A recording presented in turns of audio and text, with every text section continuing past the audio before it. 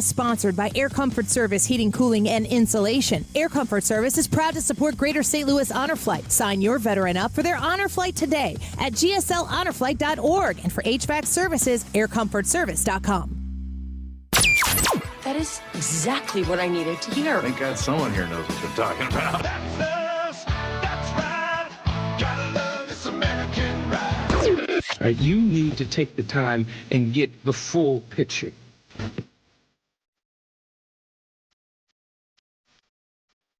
Don't get me wrong, I love the ladies. I mean, they rev my engine, but they don't belong in the newsroom. It is Anchor Man, not Anchor Lady. What do you want from me? I'm not America's sweetheart. Goodness sake, kid. Keep your voice down. Your father's listening to the radio. I'm not America's sweetheart. This is the Annie Fry Show. I can't imagine coming to work on a Monday and having to run the schedule of what goes on in the White House on a Monday. Can you imagine? I know we run a pretty tight ship here on the Annie Fry Show. That's not funny. Why? We do. We run a real tight ship. We actually don't. Some of us try. Yeah. I mean, so far he signed 3 executive orders this morning. And he is now meeting with South Korea. Yeah. I mean, it is after lunch, so I'll give him that. This man never stops. He continues to push forward.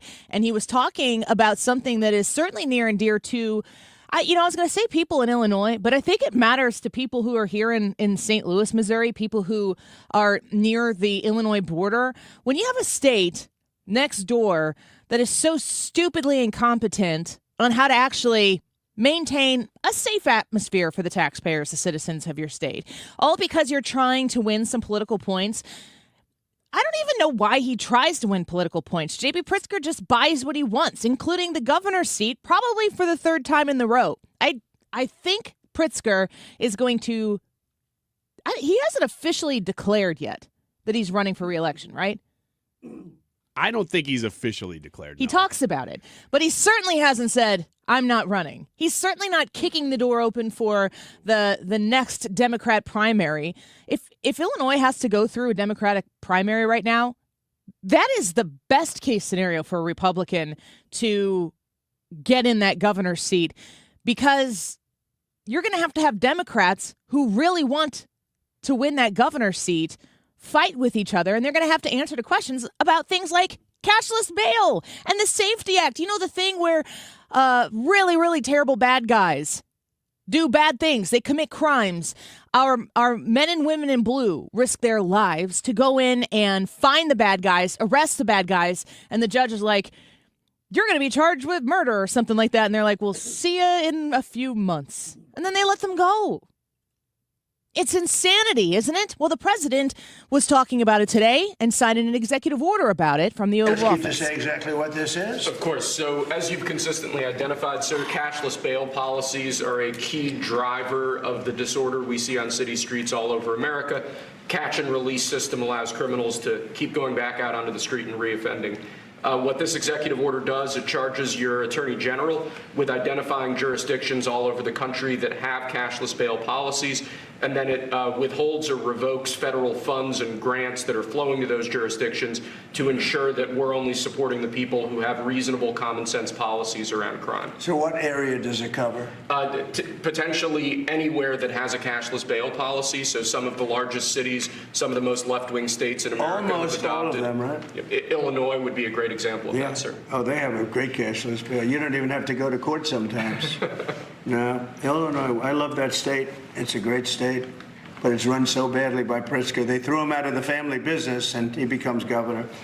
Now he wants to run for president. I don't think that's going to happen.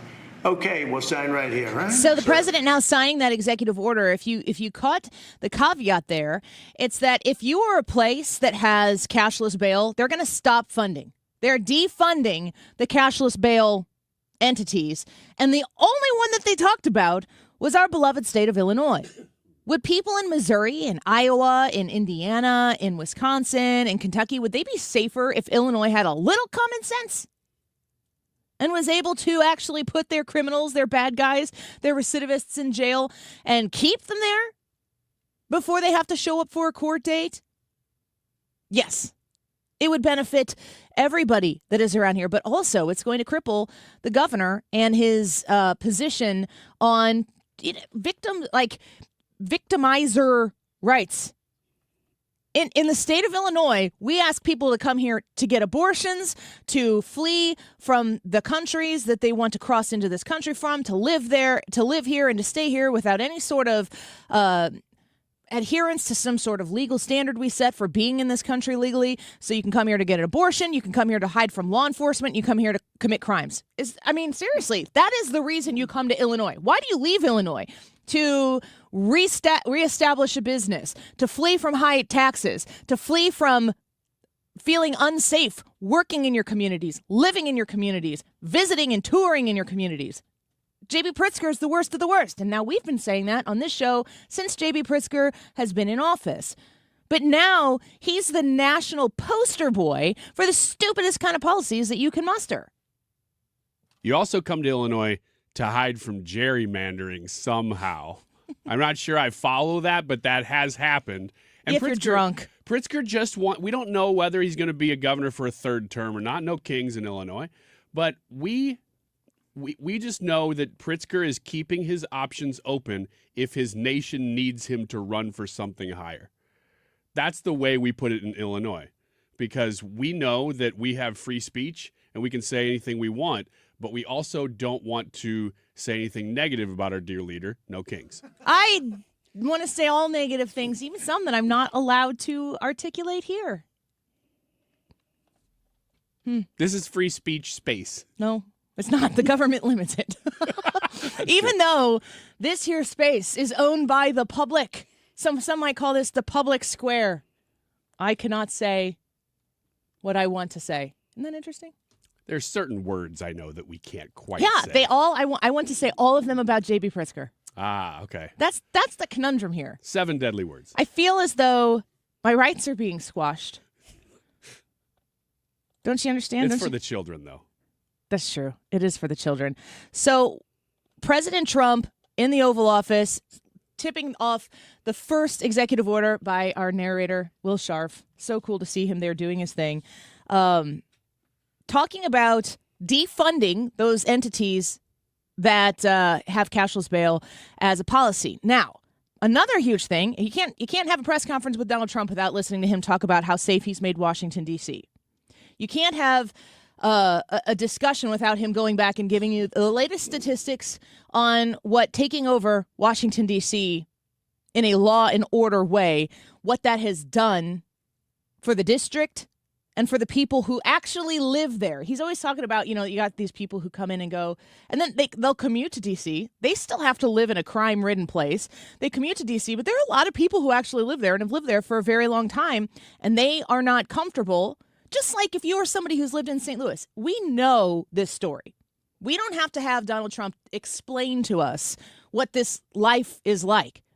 If you've ever lived in the city of St. Louis, you know what they're talking about. If you've worked in the city of St. Louis like we do every day, how many times do people talk to you about, like, they find out you work downtown and they're like, oh.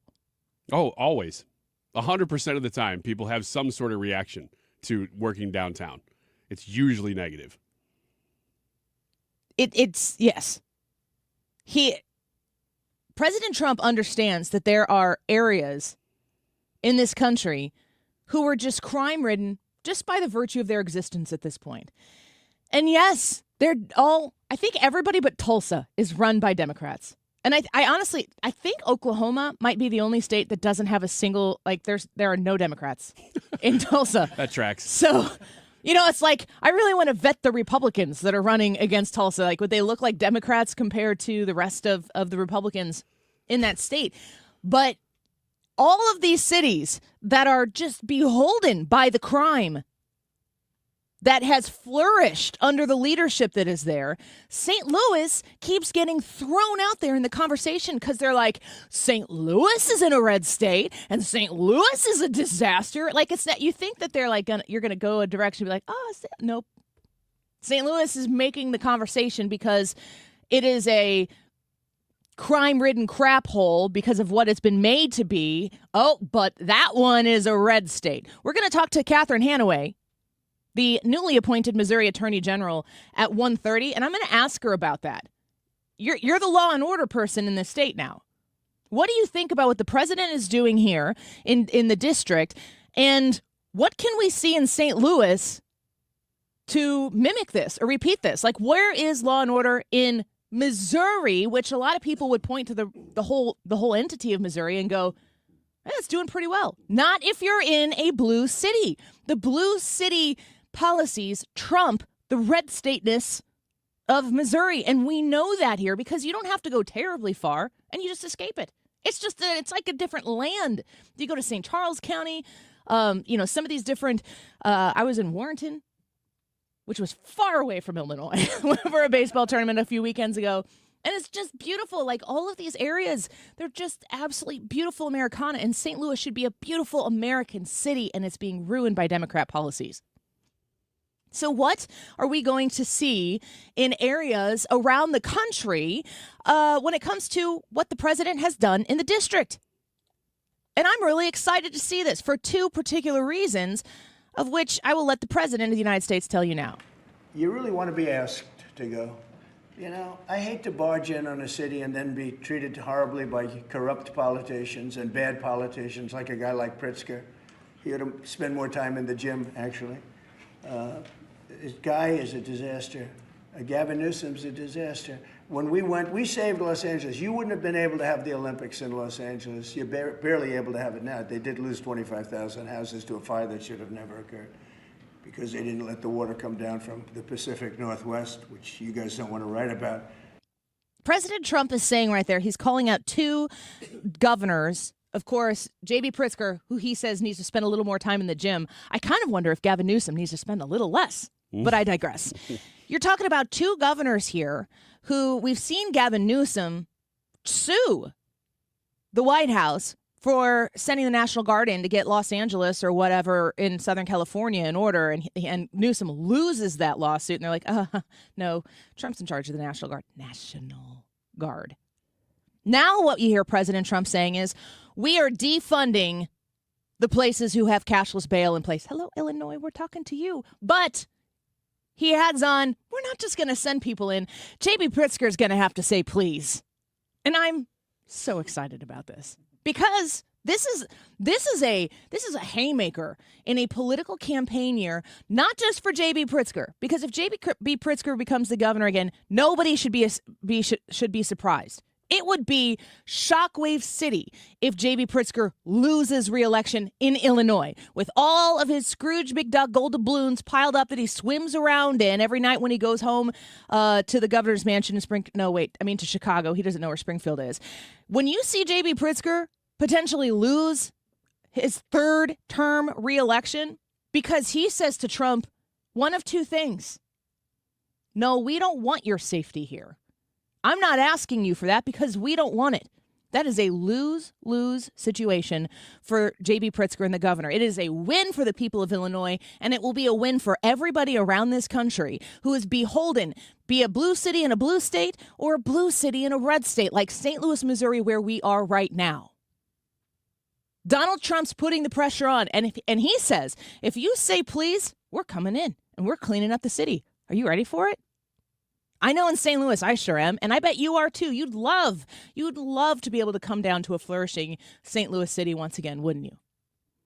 Now, there is more that came out of this Oval Office meeting earlier today. We're going to get to that a little bit later in the show. We've got Ryan Schmelz coming up next to tell us about what's going on in Capitol Hill.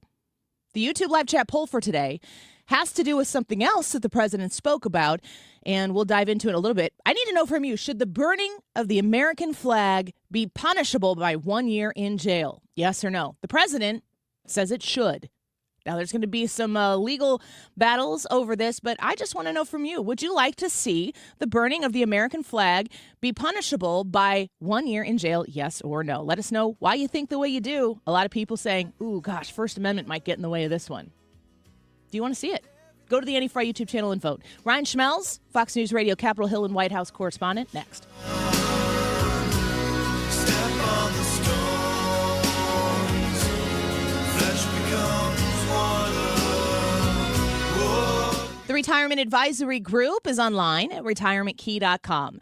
When you phone 314-993-9494, that's 314-993-9494, you're going to meet with Bob and Tammy Kershaw. Thomas Helbig of the Retirement Advisory Group, such a long-time partner here with 97.1.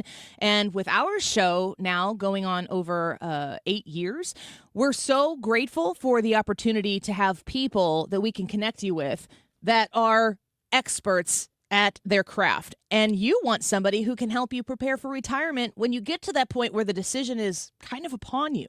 So if you're 59 and a half or older, you need to make some smart moves. And the Retirement Advisory Group, they know what those smart moves are. If you are thinking, gosh, I was planning on retiring at 65, but 62 is looking really nice, I wonder if I could pull it off. Reach out to the Retirement Advisor Group and see if that worry-free retirement is around the corner. 314-993-9494, retirementkey.com. If you have been in a car accident in the past and have settled your case, I may have some good news. Some unethical lawyers have people known as runners who come directly to your hospital room or home and solicit your case. It's a disbarable offense. Anyone that would hire these scumbags needs to have their heads examined. I'm John Morgan of Morgan & Morgan. Now for the good news. If this happened to you, we will sue these lowlifes and fight to get all your fees back. And then look and see if these bottom feeders also malpractice your case and sue them for that too. You have nothing to lose and everything to gain. Visit forthepeople.com for a free consultation or call Pound Law on your cell, pound 529. If someone does this to you, call the Bar Association and report them. Let's fight these bums. Morgan & Morgan, forthepeople.com. Injured? Dial Pound Law or visit forthepeople.com for an office near you. Viking, committed to exploring the world in comfort, offering small ship experiences with a shore excursion included in every port and programs designed for cultural enrichment. Discover more at Viking.com. That's Viking.com. With conviction and clarity, The Annie Fry Show on 97.1 FM Talk, St. Louis, Kentucky.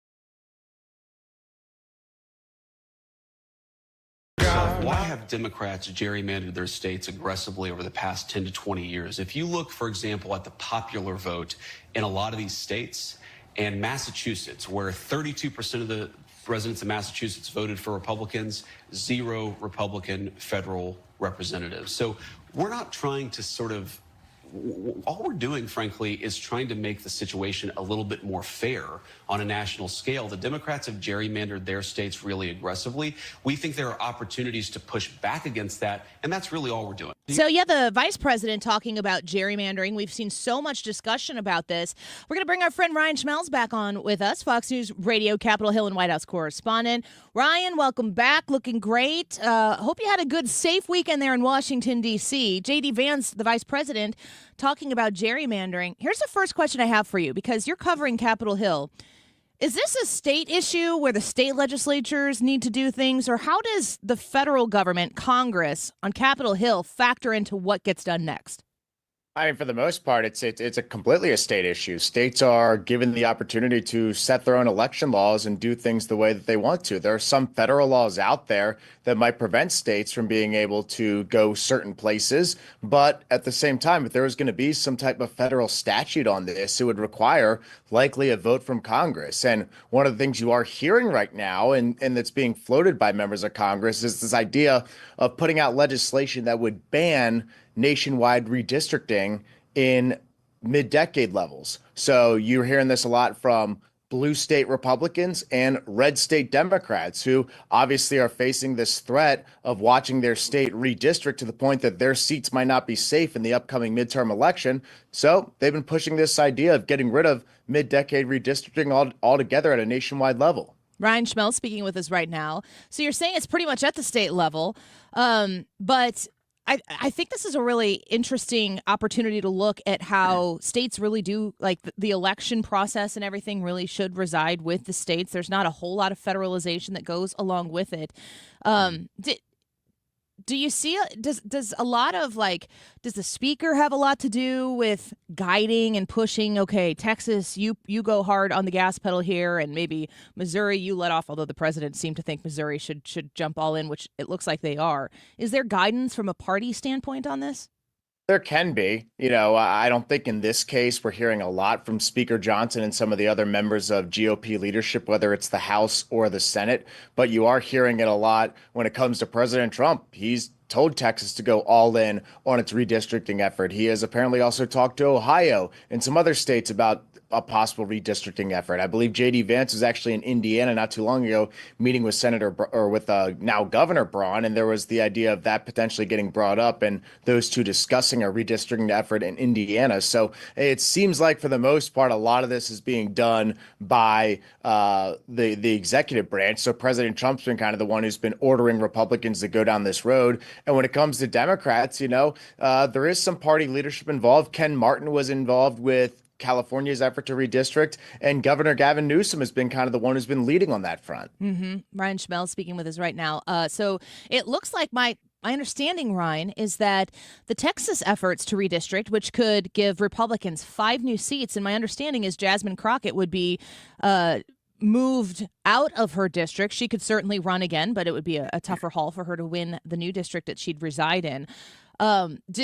Are there other states that you've heard of talk about doing this realistically? Like how much of this would be affected in the midterms coming in 2026, where those seats would be represented in the 2026 midterms, or how many of them would be maybe 2028 or beyond? Well, it would all be 2026. So we're looking at potentially California, and California's way of doing this is kind of interesting because they would redraw their maps for the midterms, and then it would go back to what it was before. And then, of course, they would eventually redraw the maps during the census. So it's a temporary change that they're pursuing. So this is literally a legislative effort to push back on what Texas is doing. That's what California is doing. So I believe California would add 5 seats. Texas would have 5 seats. One would be Democrat, the other would be a Republican. We've heard possibly Florida looking at this. They've got a number of different Democrat led seats. And then you got to keep in mind, though, Annie, there have been times that this effort has backfired on certain states. And, Texas is going to have to survive a legal fight because there is going to be a lawsuit that Democrats are going to pursue that could lead to Texas losing its new map altogether. This happened in the state of Maryland, where Democrats tried to gerrymander that state and draw the maps to be more favorable to Democrats, potentially put the one safe Republican seat at risk. What ended up happening is that a judge threw out that new map, and then you saw that one Republican in the state of Maryland have a safe district once again, but then you also saw another district in Maryland that covers Western Maryland, where most of the Republicans are, become a swing district. While it's still held by a Democrat right now, Republicans now stand a better chance of winning that district than they did before the census. So this has backfired on certain states, and we should probably keep that in mind. We're speaking with Ryan Schmelz, of course, the Fox News Radio, Capitol Hill and White House correspondent. You're talking about legal challenges that would occur, I guess, in probably all the states that, to some extent, that engage in this before the 2026 elections. That sounds like chaos because if you have like one set of districts, like District Map A and District Map B, there are people who are going to be running based on Map A that would not be able to run in certain places in Map B. How do elections, how do you process that? Like, is there a timeline? All the court cases need to be resolved by X amount of time? How long could that last? I mean, you think it would probably have to end before the upcoming midterm elections. So they'd probably file some type of emergency clause to move this along as quickly as possible. But you're right, it would be absolutely chaotic. But this is the best way that the party in opposition has for overturning these election results. I mean, the Texas Democrats have no other option at this point. They've already lost the legislative battle. Texas approved the maps. The Republicans in California, they would like for this special election just to never happen because they're going to try to challenge this legally, and they could get the new California proposed map or this idea of getting rid of the nonpartisan redistricting commission thrown out completely. I mean, the history does show us that challenging these gerrymandered or allegedly gerrymandered maps in the court system is the best way to combat them because it has worked in cases like Maryland, like I just mentioned. Absolutely. I want to shift gears here before we let you go and ask a little bit about, there's a Fox News article by Alex Miller, and the headline is "Separated from Reality, Senate Republicans Fume as Dems use Epstein saga to block Trump's agenda." A little bit later in the article, it says Senate Republicans tried and failed to strike a deal with Senate Democrats to push through dozens of non-controversial nominees, particularly picks that made it through committee with bipartisan support. Can you bring us into this conversation here and tell me, what is the Trump administration, what nominees are they trying to get through, and how are they being stonewalled right now, and how does Epstein involve in any of this? Yeah, I mean, there's a number of nominees. It's dozens upon dozens. Some of them are judicial nominees. Others are positions that might not be as high profile in the administration. But the reality is that they are facing kind of a snail's walk process. At one point, Leader Thune was way ahead of the ball when it came to getting President Trump's nominees through. But after you have to file all these procedural hurdles that lead to Democrats running the clock, and next thing you know, you're not able to get some of these people across the finish line in a timely manner, President Trump has gotten a little frustrated by that. So there has been this idea of potentially changing the Senate rules or going nuclear, as some people say. But you got to keep in mind, if Leader Thune were to go down that road, then maybe he's going to be facing some problems down in the future if the shoe is on the other foot. And let's say the next Democrat president is in office 4 years from now, and Democrats have control of the Senate. Well, then they can use whatever precedent you set to get things their way. I mean, you saw it happen with the Supreme Court nominees that President Trump was able to get through. It's because Harry Reid floated this idea of the nuclear rule, and then President Trump and Leader McConnell were able to utilize that. So I think there always has been this little bit of caution amongst Republicans about not doing something that could cause them some issues. But you have Chuck Grassley now, who has utilized this thing called the blue slips, which pretty much means that you want to get, if you're on the Judiciary Committee, you get approval from both state senators. And if one of them comes back with disapproval, then there's some issues that they might run into. President Trump has railed against this, and he has said that he wants it overturned and wants it to be put to bed. So we'll see what happens there. So, Ryan, when the stonewalling is happening that we're talking about right now, the Democrats trying to just get in the way and just slow everything down to a near halt. Is that something Mitch McConnell did when he was in the minority? Is that something that he would have implemented and has implemented already, or is this new? I can't remember how often McConnell did this because, keep in mind, President Trump was moving things along pretty quickly, and Leader Thune had a lot of these nominees, confirmed at a pretty solid pace compared to other presidents. But the one stat that a lot of Republicans will bring up is that you have numerous and dozens, sometimes even hundreds of nominees in past administrations who were confirmed by unanimous consent or put through very quickly. Obama had a bunch. George Bush had a good amount too.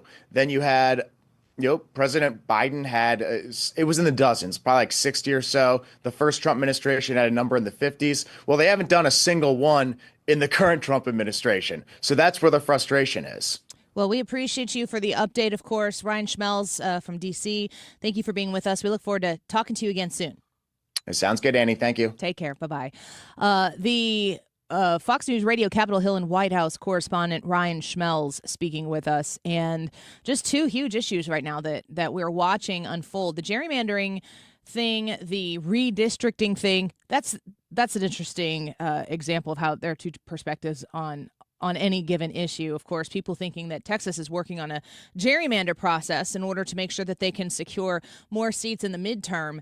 And if you ask the people in Texas, they're saying we're just trying to reflect the people who voted. And we have a very reasonable poll on who votes where and how in Texas based on the 2024 election. And then the Democrats made the cardinal mistake And I say that as I believe the cardinal is the state bird. Isn't the cardinal the state bird of Illinois? I think it is. It is. Yes. Cardinal mistake of pointing to Illinois and seeking refuge with J.B. Pritzker in Illinois. I honestly think that the Texas Democrats would have had a lot more stable footing, better foundation for their argument if they wouldn't have gone to Illinois. Gosh, we just screw everything up, or at least J.B. Pritzker does. I didn't vote for him. All right, let's take a quick break. When we come back, we're going to talk about fluorescent here locally and that explosion that occurred today there. We'll get the details on that story next. And then Wiggins America, the weekend roundup, the Monday roundup or whatever. It's a Monday roundup. He'll give us the stories that we missed while we were living our American lives over the course of this beautiful, beautiful weekend that we just had. Lots to come on the Annie Fry Show, including Steve Moore and Catherine Hanaway in the 1 o'clock hour. We'll be right back. I'm feeling like someone.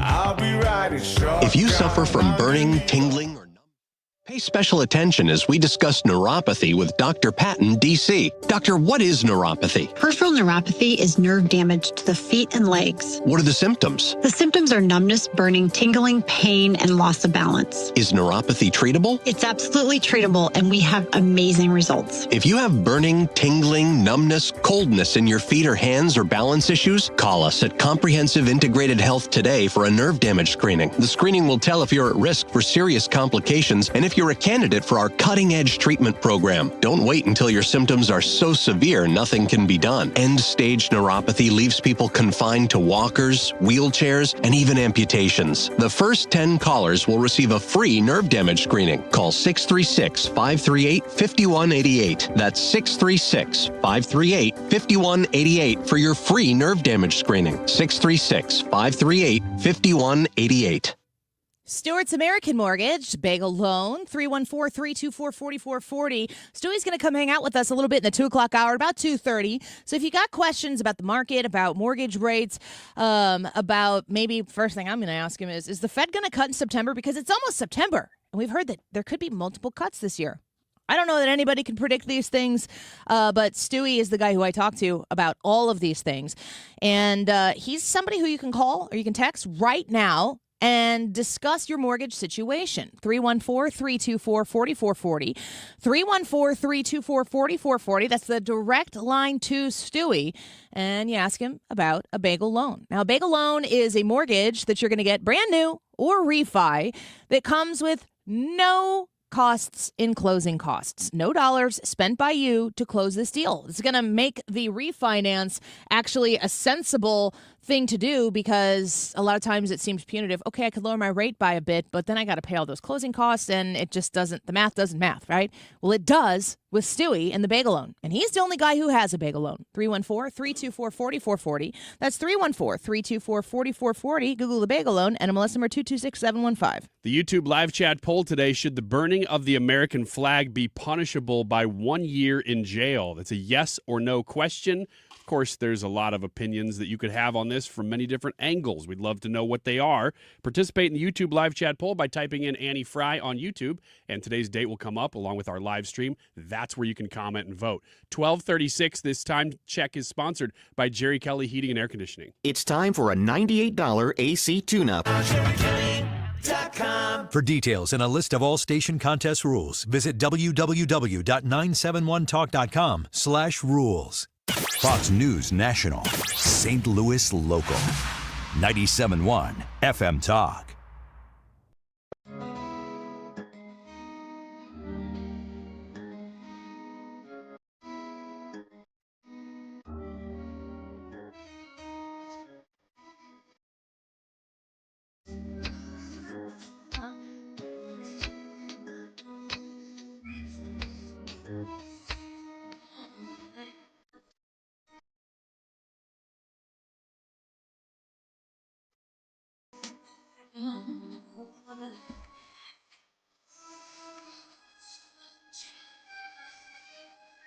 What the penalty is going to be, if you burn a flag, you get 1 year in jail, no early exits, no nothing. You get 1 year in jail. If you burn a flag, you get, and what it does is incite to riot. I hope they use that language, by the way. Did they? Yeah, incitement is incite to riot. and you burn a flag, you get 1 year in jail. You don't get 10 years, you don't get 1 month. You get 1 year in jail, and it goes on your record. And you will see flag burning stopping immediately. That's the president from the White House this morning, and is going after the flag burners. If you burn a flag, you're going to get 1 year in jail based on this executive order. And a lot of people are saying that's already been ruled upon. That's a First Amendment speech. Now, he says in there something that's important. He talks about incite a riot as a phrase. He goes, I hope you use that. I believe what the president is doing here is basically charging people with arson. And the flag is not specific to the crime any more than setting fire to other things would be. Yeah, this is specific to inciting a riot, which means that if you were to be flying a flag out on your property out in DeSoto and you catch a flag on fire, I don't think that's at all what this is talking about. Even if it's in protest, I don't think that's what this is talking about. What he's talking about is when there is potential conflict, there's mob rule happening, there's something crazy happening, usually in a city, that they would be able to use that to crack down on the incitement of a potential riot. It's the act of the fire setting, not the flag. You set fire to a building, you set fire to a car, you set fire to a book bag full of fireworks, you set fire also to the flag. The flag does not permit you to commit arson. That's the avenue here. Does that change your thought process on this at all? I think it's clever. I do too. I understand the First Amendment situation here, but it is the appropriate and proper way to dispel with a flag that is tattered and worn, to burn it. That's how you respect the flag, through burning that flag. You can take, I believe you can take flags to the fire department. I didn't know that. Sorry, fire departments around the area if I'm wrong. But my husband and I were driving through Edwardsville, I don't know, like a year or two ago, and we went past, I think it was the senior center there. I've heard lots of good things about the senior center. And we had just had a storm, and the flag fell, and it was laying on the ground. And it was a weekend or something like that, and there was nobody there. So we went out and picked up the flag, and we're like, what do we do with the flag? Because we couldn't just drive by and leave it there. Yeah. So we took it to the fire department, and they were happy to take it. They can also install your car seats. At the fire department, not the senior center. Not the senior center. I mean, maybe. Well, yeah, I don't know. You ever tried? No, I haven't. I'm past that era. So that is something that I think people need to consider. If you're prosecuting the burning, I'm in favor of it. If you're prosecuting, because to me, it would be the same thing to say, like, if you hang your flag upside down, sign of distress. People were doing that the day that Donald Trump got his mugshot. I saw some of those. I wasn't upset about it. I talked to some people in my family. We all love this country as much as we possibly can. And some people in my family were like, I want to go buy a flag so I can hang it upside down for people to see. And then other people in my family were like, that's absolutely disgustingly shameful. So a lot of people had a lot of different opinions on that. But other people who disagree with that might call it a desecration of the flag, to hang that flag upside down. It is a sign of distress.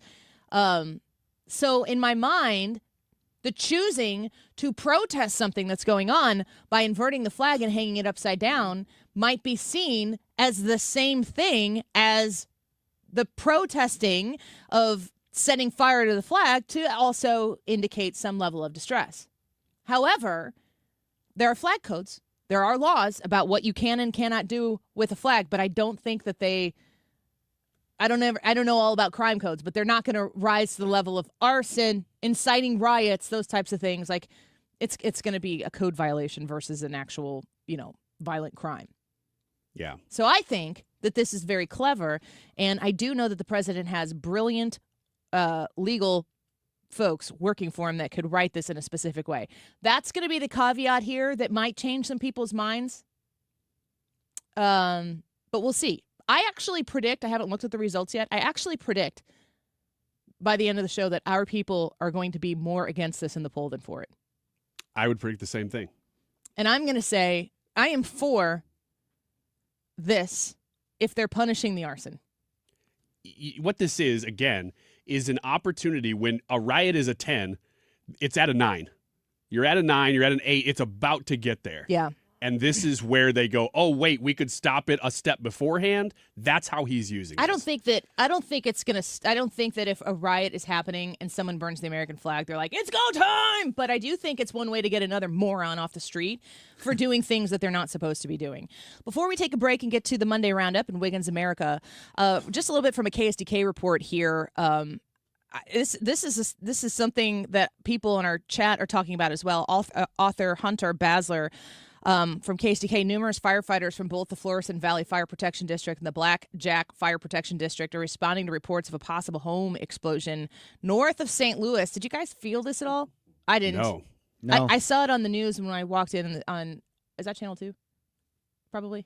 In the studio. Reports of the explosion started coming in around 9:14 a.m. this morning. Dispatchers told 5 on Your Side they received multiple calls for a house explosion near North Highway 67. At least one person is severely injured and 3 others have minor injuries. There are no fatalities at this time.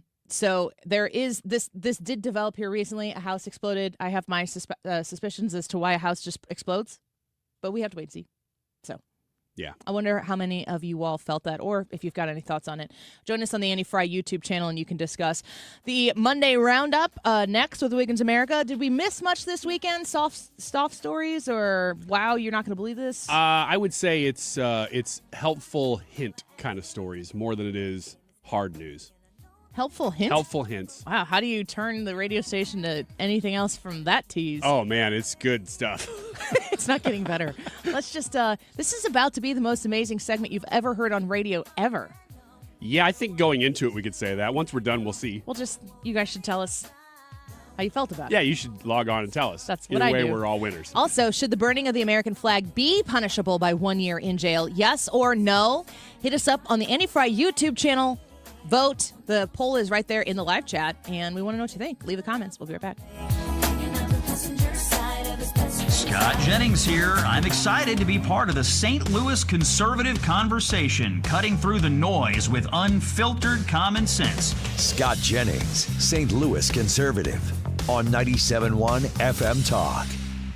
It's time for a big Labor Day sale for my friends at Zero Res. Mark Cox here now through September 1st.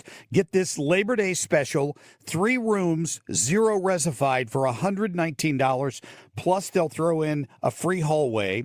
And you can get $75 off your air ducts getting cleaned. Call Zero Res today. Here's the phone number, 314-474-2020. That's 474-2020, and ask for the 97.1 special. Here's the great thing about Zero Res. They can do carpets, tiles, hardwood, rugs, upholstery, air ducts.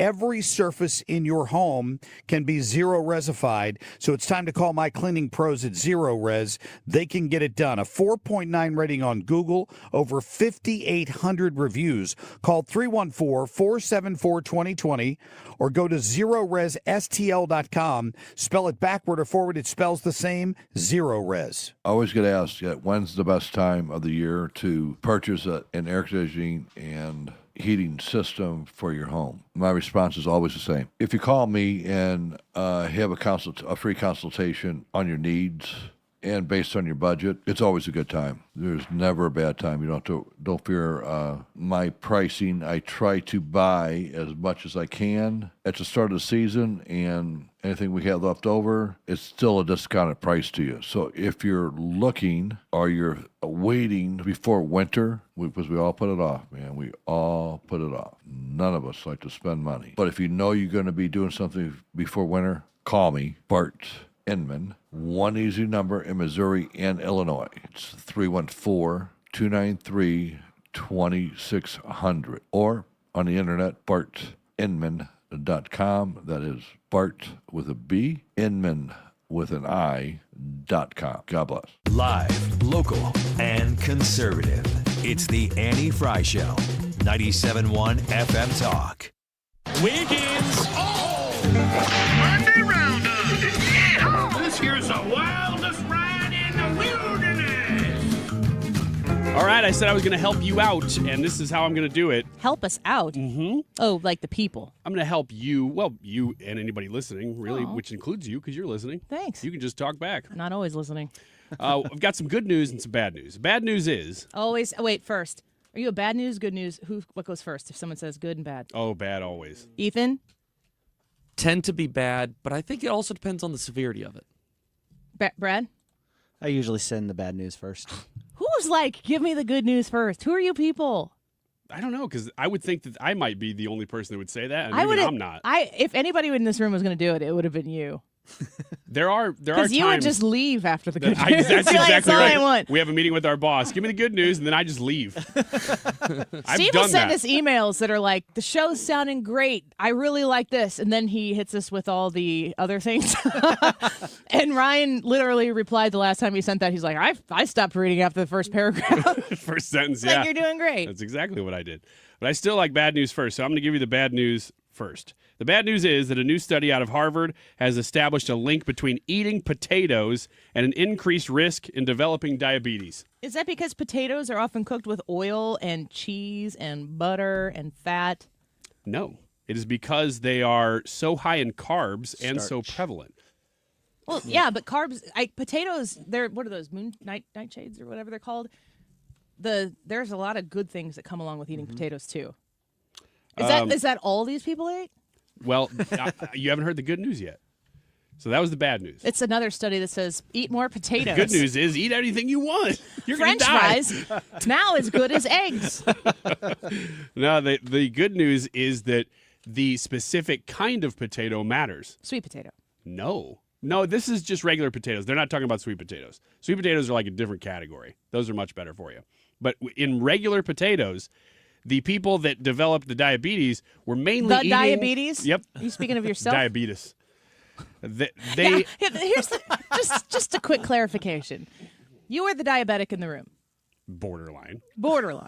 I would say you have diabetes, not diabetes. Oh, I say diabetes. Diabetes. Well, I know, but I think that if you were going to classify the difference between the two, you're not to TUS status. Well, I just love That's the movie only Cocoon. that's the only modification that I would give you as a non-medical professional, because you can't be kind of diabetic. Oh, I can. This guy. You challenge me? Of course I can be kind of No, diabetic. I'm just trying to make sure that you understand the severity of the situation. Understand this, that the type of potato matters. It's French fries. If you're eating mostly French fries for your potatoes, you have the highest risk of anybody eating potatoes. Again, oils and salts Exactly. and all of the other things that go along with it. If you're eating a nice, normal, human-sized baked potato with a good steak and some vegetables, you're fine. That's very different. I'm also still not a medical professional. Even mashed potatoes or my mom's cheesy potatoes, all fine. Says the sort of diabetic. Says the sort of diabetic. So take it Do from you me. add sugar to your potatoes? No. Only sweet potatoes. Just checking. Did you before you were kind of diabetic? No. Sugar to a potato? So I don't think so. So basically, that whole thing can be summed up into Don't eat French fries. French fries are the worst kind of potato for you. Now all potatoes do That was increase the your good. risk. That was the good news. That was the good news, is that if you just avoid the French fries, you can still have your potatoes. French fries are bad is not good news. A lot of people would say that French fries are good news potatoes. That's Yes, they would. kind of how you could market them. But keep in mind, if you're eating mashed potatoes, if you're eating baked potatoes, your risk goes down. If you're eating chips, your risk goes down a little I doubt. I bet chips are right up there. bit. I mean, your risk is still higher than average, but not as high as with French fries. Bad news is I came in for this segment. What, did you just want to avoid the news altogether, or is it? Do you just I mean, not it like the depends on segment? who you ask, but some people say that's what this whole show is about. No, here's another one that's going to help you a lot. There's no magic fixes for Democrats' fundraising struggles.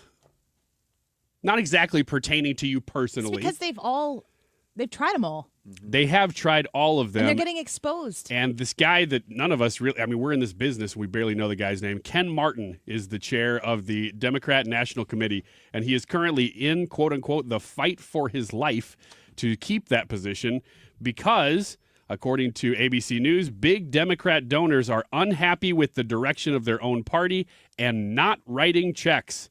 They just can't raise any money. And no matter which angle you come at it from, they can't figure out how to approach this problem or how to fix it. It's ironic. So you're telling me running communists who want to eat the rich is not popular with your rich donor base? I'm not really sure. That's one angle you could take. Like I said, you could come at it from a lot of angles, and none of them are good. Go ahead. I was just saying, what is if you are Ken Martin or having to sell to these millionaires now to stay in? What is the proposal right now to keep them invested? Well, that's the question. And so what Ethan is doing is he's asking you, if you're in your car right now, don't close your eyes, but envision. That's the good news. Envision yourself as Ken Martin. Now, I know that everybody's done this already, but we're asking you to do it again. Everybody always thinks about themselves as being the next Ken Martin. But right now, think about being Steve Ken Martin. What would you do to save the Democrat Party if you were Ken Martin? That's what you're asking, right? I mean, just you really emphasize the being adopt Ken Republican Martin part, policies. but, I mean, more or less, yeah. All right. Well, with no end in sight, that is a problem that I'm willing to live with. Thanks for your thoughts. How about You're welcome. How about this? Pamela Anderson and Liam Neeson are already no longer dating. Are they also no longer promoting their movie? That's correct. Oh. Isn't that incredible? Gosh, what did that? That's ironic. It is weird. It is weird that would happen so quickly. And it's the source that Yahoo Entertainment is giving here says there was not even an official breakup. So it does look a little bit like this was a PR stunt. The breakup was just a fist pump saying good work. I think so. I think so. There was never, in my opinion, there was probably never a relationship The next here. story is going to be Liam Neeson and Pamela Anderson fall in love after feigning interest in a relationship during promotional tour for a movie where they were in love. That's a little too long of a headline. A little too long for a headline. We're going to go back to potatoes. Okay, good news. Headline, to that potatoes, diabetes, no. That's how you read a headline. If you write that for the headline for this podcast episode, I am not doing the show tomorrow. Potatoes, diabetes. No. Oh, I'll put yes. That's what I'll do. So she'll do the show. I'm diabetes, heart attack, serious. I'm going to tell you now. Don't do that because I worked really hard for a guest tomorrow. That. Ooh, I can't wait to find out who it is. Well, you might That's be a better interviewing tease them, than what so- you gave for this segment. Oh, really? It's a good guest? It's a really good guest. Then that's the headline. Is it Harmy Dillon? It is. Yeah. Ooh, Harmy Dillon. Don't screw it up, Ryan. All right, potatoes, diabetes, no. Pamela Anderson and Liam Neeson are not dating anymore, just to put a cap on that story. Were but, they dating before? well, when the release of the movie was, No, they were just like pawing each other all the time. yes. Were they dating? Yeah, it kind of came out that they were actually dating. The story was that they were dating. Yeah. Their PR Ethan's firm like, said they were trust dating. my sources. I will tell you I this. have 'em. Go see Naked Gun. That movie was very funny. So I wanted to really talk about this just to highlight Naked Gun again. It's the last movie I saw in the theater. Everybody go see the movie.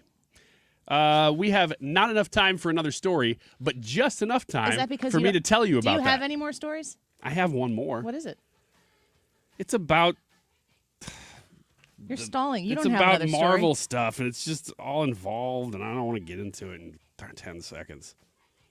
It's about this one star of a Marvel movie. He's not making any more movies because Marvel movies aren't getting made anymore. It's because the movie he made sucked. Yeah, it was the Eternals. That one made me mad. Steve Moore on the show next with us. Catherine Hanaway as well at 1:30. I wonder how she feels about the president's executive order saying we'll send the National Guard in to your localities. We'll be back in a minute. Flashback to 1985 when the hair was big, the colors were bright, and the Cards were the National League champs. Don't miss 80s night at Busch Stadium on Friday, September 5th. With a special themed ticket, fans will take home a throwback 1985 National League champs crew neck sweatshirt. Plus, jam out to your favorite 80s hits at a pregame concert by Decade of Decadence. Get your tickets now at cardinals.com/theme. This is Willie McGee, St. Louis Cardinals for the Loop. Hola amigos, this is Polo Asensio, Spanish broadcaster for your Cardenales, inviting you to Fiesta Cardenales presented by State Farm on September 7th. With a theme ticket, fans will take home a lightweight Cardenales hooded pullover.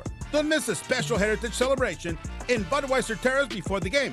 A portion of each ticket sold will benefit the Hispanic Education, Cultural, and Scholarship Foundation.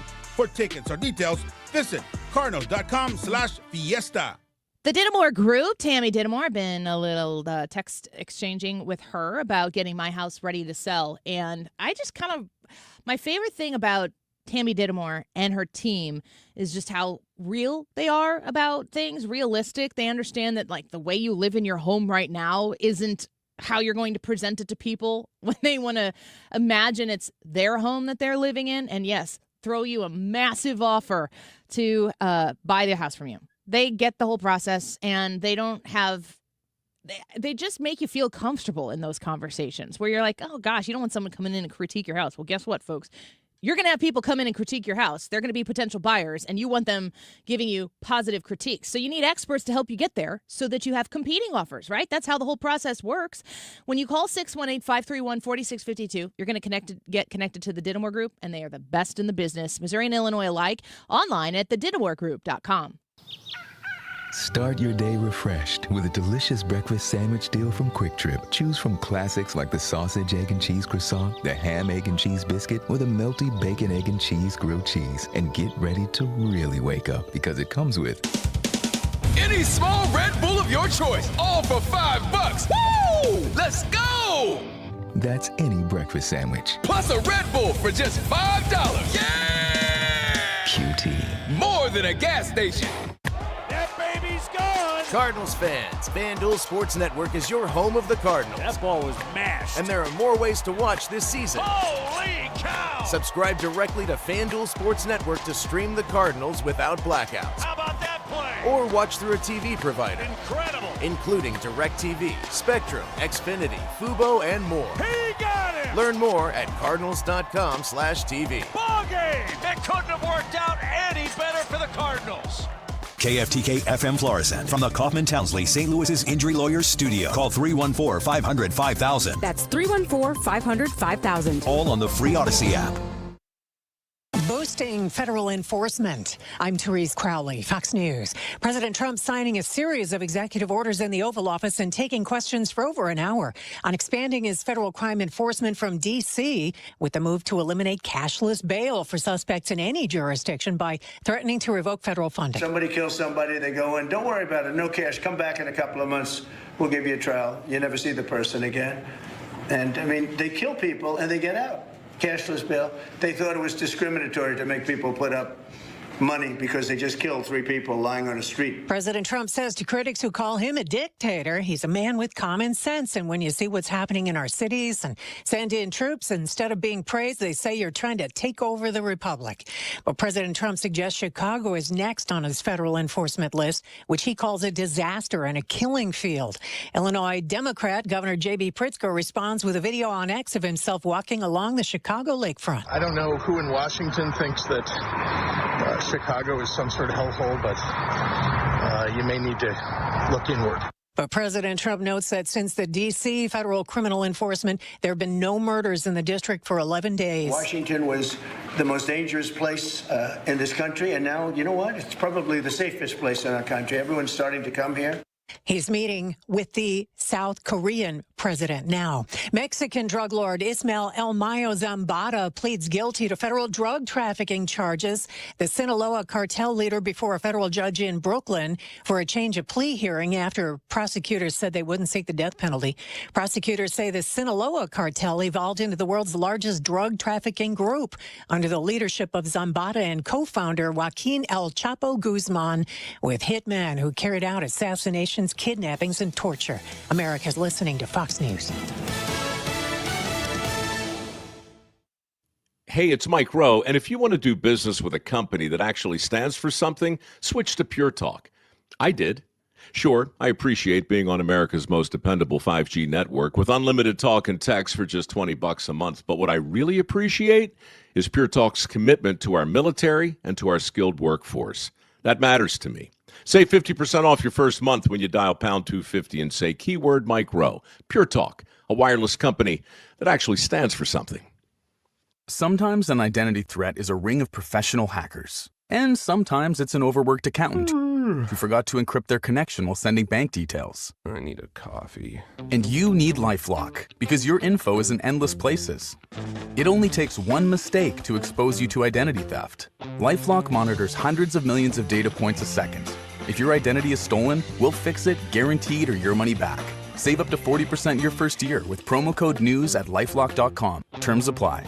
Air Comfort Service, heating, cooling, and insulation, weather. Hard to believe it is the last full week of August. On this Monday afternoon, it's wonderful. Mostly sunny skies, low temperatures, low humidities for this time of year. 77 for the high. Tonight, clear skies. We drop through the 70s for evening plans. 58 for the overnight low. Tuesday, sunshine, still great. 77, 55 Tuesday night. Wednesday, sunny and 79. This is 97.1 FM Talk. Chief Meteorologist Dave Murray.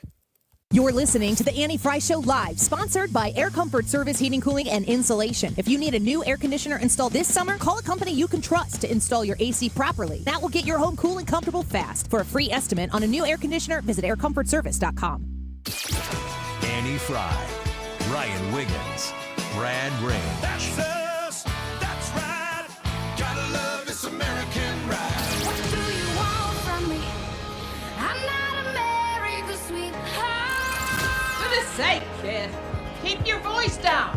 Your father's listening to the radio. I'm not America's sweetheart. This is the Annie Fry Show on 97.1 FM Talk. The bottom line is that because of the CHIPS Act, the U.S. government had decided to give a whole bunch of money to Intel. And the President Trump and Howard Lutnick, Secretary Lutnick, talked to Intel about the progress they were making in the hurdles that they had to hop over in order to get the money. And I don't think they're particularly happy with that progress. And so in the end, they worked out a deal where Intel is going to get the CHIPS money, but in exchange, we're going to get some equity. And equity is not voting, so there's not going to be government intrusion into the business of Intel. It's more like a down payment on a sovereign wealth fund, which many, many countries have. So there you have CNBC talking about this investment here. Fox News reports President Donald Trump on Monday defended the country's 10% stake in Intel. And he said on True Social, quote, "I paid zero for Intel." And I say it like that because it's in all caps. And then he also said, "It is worth approximately $11 billion. Also all in caps. Trump wrote, thank you. It's my impersonation. It's my Trump impersonation, but True Social, all caps. Mm-hmm. Not the actual other one, which I will never publicly attempt. Trump wrote on True Social ahead of the opening bell in Wall Street. He said, quote, "All goes to the USA. Why are stupid people unhappy with that? I will make deals like that for the country all day long. I will also help those companies that make such lucrative deals with the United States. I love seeing their stock price go up, making the USA richer and richer." All caps. Thank you. Mm-hmm. Richer and richer was in caps, right? USA also, but okay, I don't know if that's implied. Yeah. More jobs for America! 3 exclamation points. Who would not want to make deals like that? Ryan, who would not want to make deals like that? A pure laissez-faire capitalist. Intel shares have gained 28% this month, fueled by the deal to help shore up the struggling chip maker and focus on American-made semiconductors. The Trump administration is considering more similar deals, according to White House economic advisor Kevin Hassett. I think that in the tariff conversation, which was a huge driver of discussion and Trump's a moron discussion, earlier in the administration, like tariffs were, it was a 4-letter word. And I don't think anybody is really, you don't really hear people complaining about tariffs in the mainstream anymore. That argument is against Donald Trump has kind of subsided. There's still a bit of a wait and see what happens here next. But there hasn't been anything that is bore out of all of this that is a, see, we told you so. This is the stupidest thing we've ever done. I think the under-discussed element of the tariff implementation is that negotiations between countries have progressed nicely. I don't know that there's anywhere where it's an absolute disaster. The Canada one back and forth has kind of been maybe a little top of mind, but they just came and said that they are going to meet and match whatever we do, correct? I can't keep up with Canada because, like you said, it changes every other day. And it changes based on what Trump is doing, right? Well, yes, and it changes based on whatever. It seems like Canada does stuff that's, I don't want to say it's socialist, backhanded, but it's a little bit secretive. Like they're like, oh, we'll agree to your terms, and they do something kind of that nobody was expecting, and then Trump finds out about it 3 days later, and then he tweets, "This is unacceptable," and then everything starts over. the thing that is not talked about nearly as much, and I'm kind of liking this. I don't love it when everything that I think the president is doing, that he's doing really well, that's having great success. I don't like when it's all out there for discussion. I kind of like when some of it sneaks up and bites the Democrats in the tuchus. Language. I debated during that sentence on saying the other word. Bum. Yeah, and I didn't. Changing a culture shift in American-made and prioritizing American innovation, production, all of that lends to jobs. And that is the only antidote to the Democrat. It's not just a policy. It's the entire foundation of this current Democrat, progressive, democratic socialist party, which is you'll have nothing and you will own nothing, and you will go to the government for everything that you think you need, and then they'll decide how much of it you need and how much of it you get. You want to be reliant on yourself? Isn't the American dream independence? And I'm not talking like from an overzealous monarch who's taxing you into oblivion. I'm talking about you live your life. You get up and your life is yours to live. You go to bed and you think about what you did that day and what you're going to do the next day. You're not beholden to anybody. You live within the confines of law. You're in a law and order abiding citizen. You appreciate that you live in a law and order abiding town, state, nation. But you've worked for what you have, and what you've worked for is yours to have.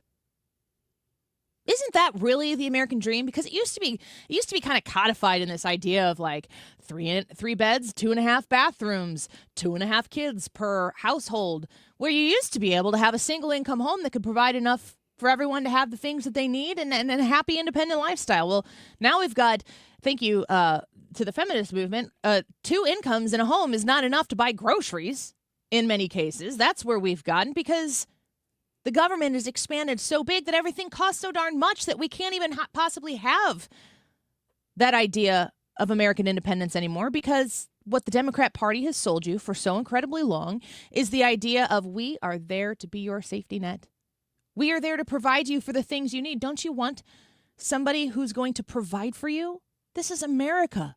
You should have all of these things that you want. We have so much. You should have your fair share. Well, yeah, that used to all be possible, but you had to put a little bit of skin in the game in order to get it. And you only wanted back what was rightfully yours, and you worked hard to get it, and you enjoyed it, and you were proud of it. Proud of it.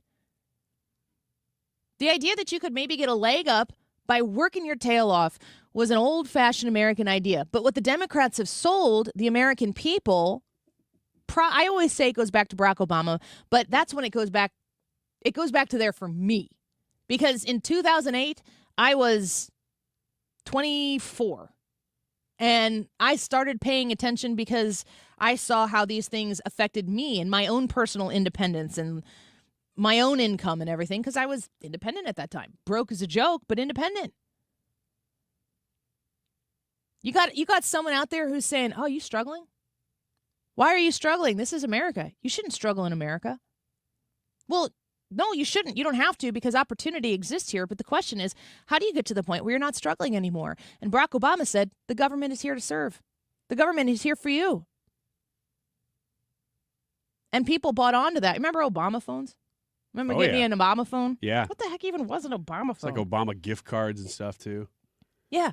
All kinds of giveaways. All these promises that were being made in this understanding that the government was going to finally show up and do what it's supposed to do, and that's keep you from any sort of struggle. And they've been peddling that for so long that in the midst of an incredibly prosperous capitalistic society, we got so fat and happy here in the United States of America, so successful, so economically prosperous, that we were able to dabble in socialism for really way too long. You know, people, a lot of times I think you see this like over generations. You've got parents who are wildly wealthy and successful. And then you see their kids, and their kids think that the kids are wildly wealthy and successful. Now, I know I have friends who are very wealthy, and they have kids who enjoy the wealth of their parents, but I know those kids fully understand that that's their parents and not them. Then, people who the parents or the children think that they're like Little Miss Millionaire, Little Mr. Millionaire, and they behave in such a way. And you just think, wow, they could be set for life. But that's not really a way to go about things. And then they start criticizing the system that exists outside of their own understood reality. Yeah. You don't live in reality when you have everything you have because your parents worked their tails off and were incredibly successful. I point at the Trumps. Those kids are all independently incredibly successful. They've made something of it. And Donald Trump talks about how he would, like, when he worked into his family name and everything, how he would participate in things. Eric Trump, I've seen specials where he talks about how Donald Trump would be like, no, you're going to learn how these buildings are built. You're going to talk to the people who are building it. You're going to go down there and you're going to learn how this stuff works. The kids who don't understand and respect how their parents got where they are and how they can benefit from where their parents got where they are, the kids who don't ever understand it, they start to get wildly ideological about things. And it's like, you don't live in reality. The solutions that you're trying to propose to problems that you're perceiving that you've never actually experienced yourself, sorry, kiddo, you don't get it. You can't just do that. You think you can because you're living in a lap of luxury that you didn't create, and God bless your parents for letting you enjoy that. But make sure that you understand that you educate your kids on what reality actually looks like. That's what our country's been doing. Our country has been living in the lap of luxury because of those who came before us, who fought wars and preserved freedom and fought for freedom and procured freedom. For all sorts of people, for Americans, for people across skin colors, for everything here in this country, we fight again and again and again for the right thing. We shed our own blood over it, and we get to this point in time where we are an incredibly prosperous nation, and then these petulant young people come in, and they're like, we have so much. Why shouldn't everybody have so much? And then, that isn't the communist voice. I did the wrong voice. Those are like a whiny. Those were the college kids. Yeah. We'll get to the meemaws later. Okay. They think that there's all of these spoils and that we're being selfish by No, you have hoarding. You have to push and push and push success so that you can continue to enjoy the spoils you have. And then when you have an America First ideology in your brain about capitalism, about building, about growing, about earning, then on the other side of taking care of home, the generosity that you can show people, the thing is that it comes secondary to making sure your house is in order. And people who don't live in reality, people who don't understand where prosperity comes from because they've inherited it and they never were taught it is possible to inherit it and know what reality is. Listen to me clearly. It's possible to know where that prosperity comes from. But the leftists, the far left progressives, those who call themselves democratic socialists, those people, they don't get it. They don't respect it. They are not enjoying what they're enjoying because they get reality. And they think that they have the ability to present the spoils of all of that to the rest of the world, and they didn't do anything to earn it. When Donald Trump says that he's going to earn businesses investing back in our country, manufacturing in our country, we're going to take pride in the work we do in this country. He's changing the culture away from the Barack Obama hope and change as a strategy, as a political strategy, not as a policy. He says he's going to go back and make a difference in investing in a culture change, not just a dollar change, but a culture change. And it's amazing. And I think that people aren't talking about it enough. But it could be the thing that takes our generations, the generations to come, and gives them that idea of the American dream, gives it back to them because of Donald Trump. Let's take a quick break. Catherine Hanaway on the Annie Fry Show at 1:30. We're going to talk to her. I'm going to ask her about those executive orders the president signed, trying to restore law and order back in cities across our country. So glad to have this president in office. We'll be right back.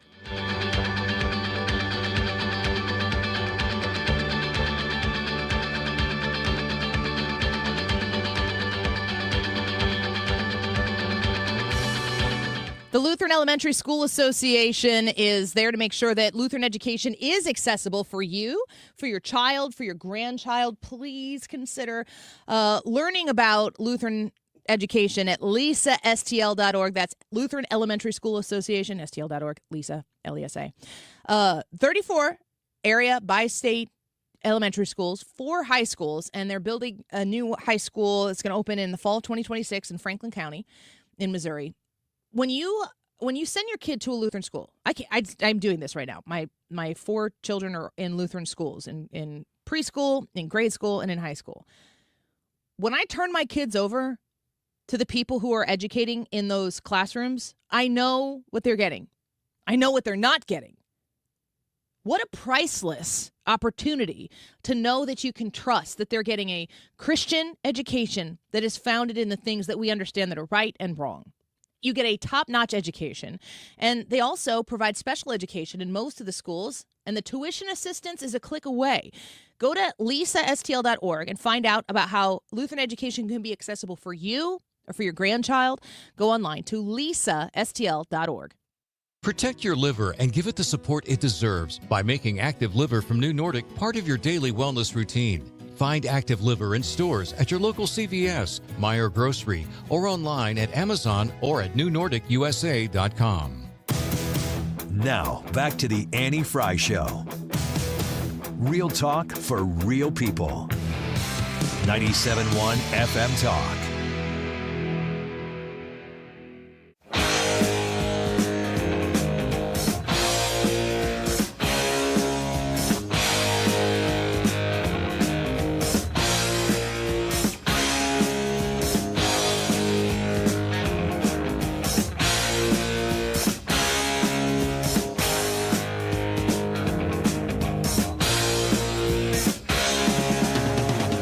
YouTube live chat poll: should the burning of the American flag be punishable by 1 year in jail? Yes or no?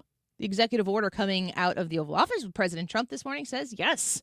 And we want to know what you think. I predicted at the beginning of the show, without having looked at any of the results yet, that I think that our audience is going to be, in their minds, pro-First Amendment, anti-criminalizing the burning of an American flag. Now, we did point out that the president highlighted when he spoke about this that he wanted to make sure the incite to riot phrase was included in the executive order, and Mr. Will Scharf did confirm that it is part of it. I think what is happening here is that they are criminalizing. I don't really know that it's criminalizing. Arson is illegal. You can't set fire to things that in the event that there's a protest, and there's a bunch of people around, and someone decides to light fire to an American flag, how would that be different than lighting a fire to anything else that might up the riot level? And they're saying that the setting of the fire is the crime, and the American flag, of course, is the catalyst because you're setting fire to something. But I think that's the angle that this administration is taking. I think it's smart. And if that is the angle that they're in fact taking, I am saying yes. I'm in favor of it. It's funny because arson is already illegal. Riots are already illegal. Trump does this. Sorry, did I say legal? No. Illegal. Sort of. Trump does this to draw attention to something. He does this pretty often. And a lot of times it doesn't really go anywhere. I mean, you're almost just highlighting existing laws with this EO. And you're giving people an excuse to use it as cover to do what's right. I don't think this has a lot to do with the American flag. It's just that the American flag is what he used in the language of the EO. Well, I think this is red meat for the base. That's true. What percentage of people that are Republicans want to see the American flag burned? What percentage of Democrats want to see the American flag burned? Answer that question. Guess. I know you don't. Check your scientific polling. I know you love polls. Yeah, I don't see polling on this, but I will give you a guess. I would say that it's like 95% of Republicans don't want to see the flag burned, maybe higher. And then the percent of Democrats that, did you say that want to see the flag burned? What percentage of Democrats do you think would enjoy seeing the flag burn? Right now, How many? 50%. 50? Holy cow. Yeah. Are you saying that's high or low? I would say 0% of Republicans want to see the flag burned. I would maybe say 1% because some moron out there is also a Republican. There's a traditional Republican country club wing who's like, oh, I don't think this isn't the direction of the party. I don't think it's the country club wing. I would say there are. I would respectfully say that I think 10% of the Democrat Party right now would enjoy watching somebody protest and burn the American flag. Maybe in the middle, and so let's say 30. 10%. I know a lot of Democrats who would hate to see the to see the American flag burned. I don't think real Democrats are nearly as crazy as the people who speak for them. And I wish that there was a way to elevate those less than crazy Democrats, of which I have the opportunity to do that. But like I'm looking at like the Harold Ford Jr.'s. I think he says a lot of really smart things. I don't think Harold Ford Jr. on Fox News, who sits in the Jessica Tarloff seat on the 5, I don't think he wants to see the American flag burned. I also don't think Jessica Tarloff wants to see the American flag burned. But if I watch any one of those roundtables on the Scott Jennings network on CNN, I think that the majority of people on there would enjoy it. That's why I say 50-50. But let me put some the real 5 roundtable and the Scott Jennings show roundtable. The 2 round tables. There you go. There's your focus groups. Scott Jennings starts today. Yeah, tonight, 8:00. Woo! On 97.1. We're happy to have him. He's a Cardinals fan. Everybody knows that because they hear him on Mark Reed. He's from Kentucky, isn't he? So the polling that I will use to back up my 50%, maybe 50% a little bit too high. Well, let's say 35%. Inflation. 35? Let's say 35%. And here's the polling that I will use to back it up. It's polling I use to back up a lot of these theories. 35% of the country watched the debate between Biden and Trump and said, yep, Biden won that. That's 35% of the country that thinks in a different reality. They believe the nuttiness of all this crap that he's going to run for a third term and just the craziest stuff you could come up with that he's selling merch for. So he's just leaning into it. But that is a real percentage of the country that is insane. Here's another question. What percentage of talking heads that threaten that Donald Trump is going to run for a third term actually believe that he's going to run for a third term? The people who you hear on news, like on the MSNBCs of the world and all that stuff, what percentage of them will talk about how Trump is going to run for a third term actually believe he's going to run for a third term? So this is just of the class of people talking who are heads, punditries, on the networks, on the MSNBCs, CNNs of the world. Okay. I'm going to say 35%. I'm going to say 0. I think some of them really do. I don't think they do. I think that they want to scare people. They just want to frighten people. They're not dumb people. I know they appear to be dumb, but what they're trying to do is they're trying to play on dumb people. Some of them, I think, are that afraid, though. They are those filled with fear people. But they're not afraid of the things that they're peddling. They're afraid of other things. Joy Reid is a Looney Tune. Mm-hmm. She is maybe as bad as it gets. She's completely snapped. She's totally lost it. Joy Reid might be beyond repair in the TDS department. She is afraid of Donald Trump because if Donald Trump exists, especially the way he does right now, she ceased to be relevant. She didn't get fired from MSNBC because Donald Trump won the presidency. She got fired from NBC because nobody watches her. Her biggest fear is not Donald Trump. It's irrelevancy. Mm-hmm. And she's nearly that. The most play that Joy Reid gets anywhere is when we're like, okay, this is totally nuts. You've got to see this. Joy Reid, like the people who are, she talks about black people as if they're the ultimately victimized group of people in this country. And she's been wildly successful in this country. What is I don't know what her net worth is. I don't know if Joy Reid has a stack of money higher than she can count. I would imagine if she's not a total moron, that she's had contracts from MSNBC. I would presume that Joy Reid would probably be pretty wealthy, probably wealthier than most people across the board, whatever the median or the average is for black people in this country. I bet Joy Reid is in the top % of incomers. Do you have a net worth on her? Newsweek says $4 million. $4 million is a lot of money. And if you look at the people who she's advocating for in her little tirades, it's often the impoverished black people. She's not one of them.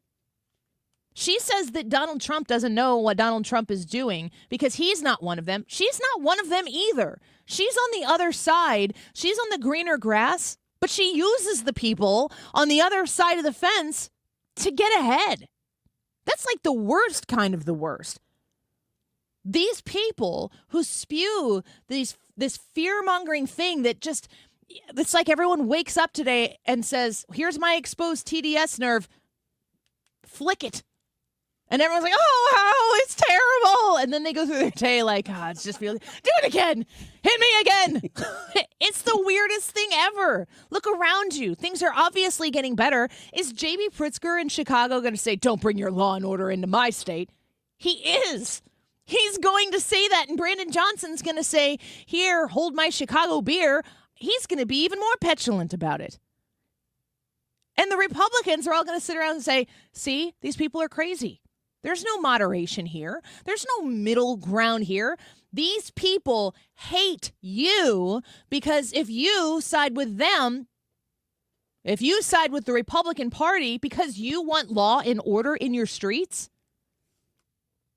they can't have that. Well, how is big government necessary when these types of things are put in play, like the simple idea of law and order existing in the city of Chicago? The people who get elected there get elected on telling you how big and bad the boogeyman in the closet is. Don't look in the closet. There's no boogeyman there. The boogeyman is not hiding in a closet. It's terrorizing your streets. It's killing your children. It's throwing drugs all over the place that are creeping into the bedrooms of innocent kids who may take one little caffeine pill, I don't know, like a Jesse Spano caffeine pill, thinking they're going to get through a long night of studying or whatever, and it's got fentanyl in it, and you wake up and you find them, and they're not there with you anymore because somehow or another that poison made it into your home. The Brandon Johnsons of the world, the J.B. Pritzkers of the world, they care more about staying in power than they care about saving that child and getting the drugs off the street and, yes, out of the country because they're flooding in between our north and south borders. The worst thing that can happen is Donald Trump points to the actual villain here, which is creeping through these cities and our towns, causing crime and a ruckus and violence and danger to make you scared, because when you're scared, you look for someone who understands how you feel. And the Democrats prey on that. They're preying on it in cities all over our country. And the Trump administration says, no, we're not going to do that anymore. And we're looking forward to our next guest, Catherine Hanaway, the newly appointed Missouri Attorney General, to see how she is going to pick up the mantle from some incredible attorneys general who have come before her to institute Missouri as an obvious law and order state. Let's speak to the new Attorney General, Catherine Hanaway, in just a minute. Don't go away. Hi, I'm Bob Kershaw with Retirement Advisory Group. Are you worried about market volatility? Are you concerned your money won't last you through retirement? Hi, I'm Tammy Kershaw, and as a family-owned business, we are committed to protecting your retirement, whether you're nearing retirement or already retired. We have a lot of folks that aren't aware of all the new investment choices that are available, which give you growth and protection from losses at the same time. Are you aware of all the fees that you are currently paying? We can show you how to avoid those fees. So come in now for your free retirement review and get a second opinion on your retirement plan. And just for coming in, you'll get a copy of our latest edition book, Your Key to a Worry-Free Retirement. Let us show you how to retire with confidence. We are proud to say we haven't lost a penny of our clients' money in 39 years, and we won't lose a penny of yours either. Let our family help your family. Call us now at 314-993-9494 or go online to retirementkey.com. That's retirementkey.com. The reason many of us hate insurance companies is because some of them act like bullies. I'm John Morgan of Morgan & Morgan. I've been dealing with these creatures my whole career. Whether it's a workers' comp claim, an auto accident, or a nursing home or medical mishap, the playbook is often the same: deny and delay. We became the largest injury firm in America for a reason. We fight the bullies. They know who we are, and I know it makes a difference for our clients. Just go to forthepeople.com and see our results and our verdicts after those bullies gave us their final offer. Hiring the wrong firm can be disastrous. Hiring the right firm could substantially increase your settlement. It's easy to get going. Visit forthepeople.com on your phone or computer, or call us on your cell at pound law, pound 529. Morgan & Morgan, America's largest injury law firm. forthepeople.com. The choice of a lawyer is an important decision and should not be based solely upon advertisements. Past results afford no guarantee of future results. Every case is different and must be judged on its own merits. The YouTube live chat poll today is: should the burning of the American flag be punishable by 1 year in jail? This is referring to the executive order that Trump signed today. Yes or no are your options. Let us know your opinion on today's question. The YouTube live chat poll. It is 1:34. This time check is sponsored by Jerry Kelly Heating and Air Conditioning. It's time for a $98 AC tune-up. 97.1 FM Talk, St. Louis Conservative.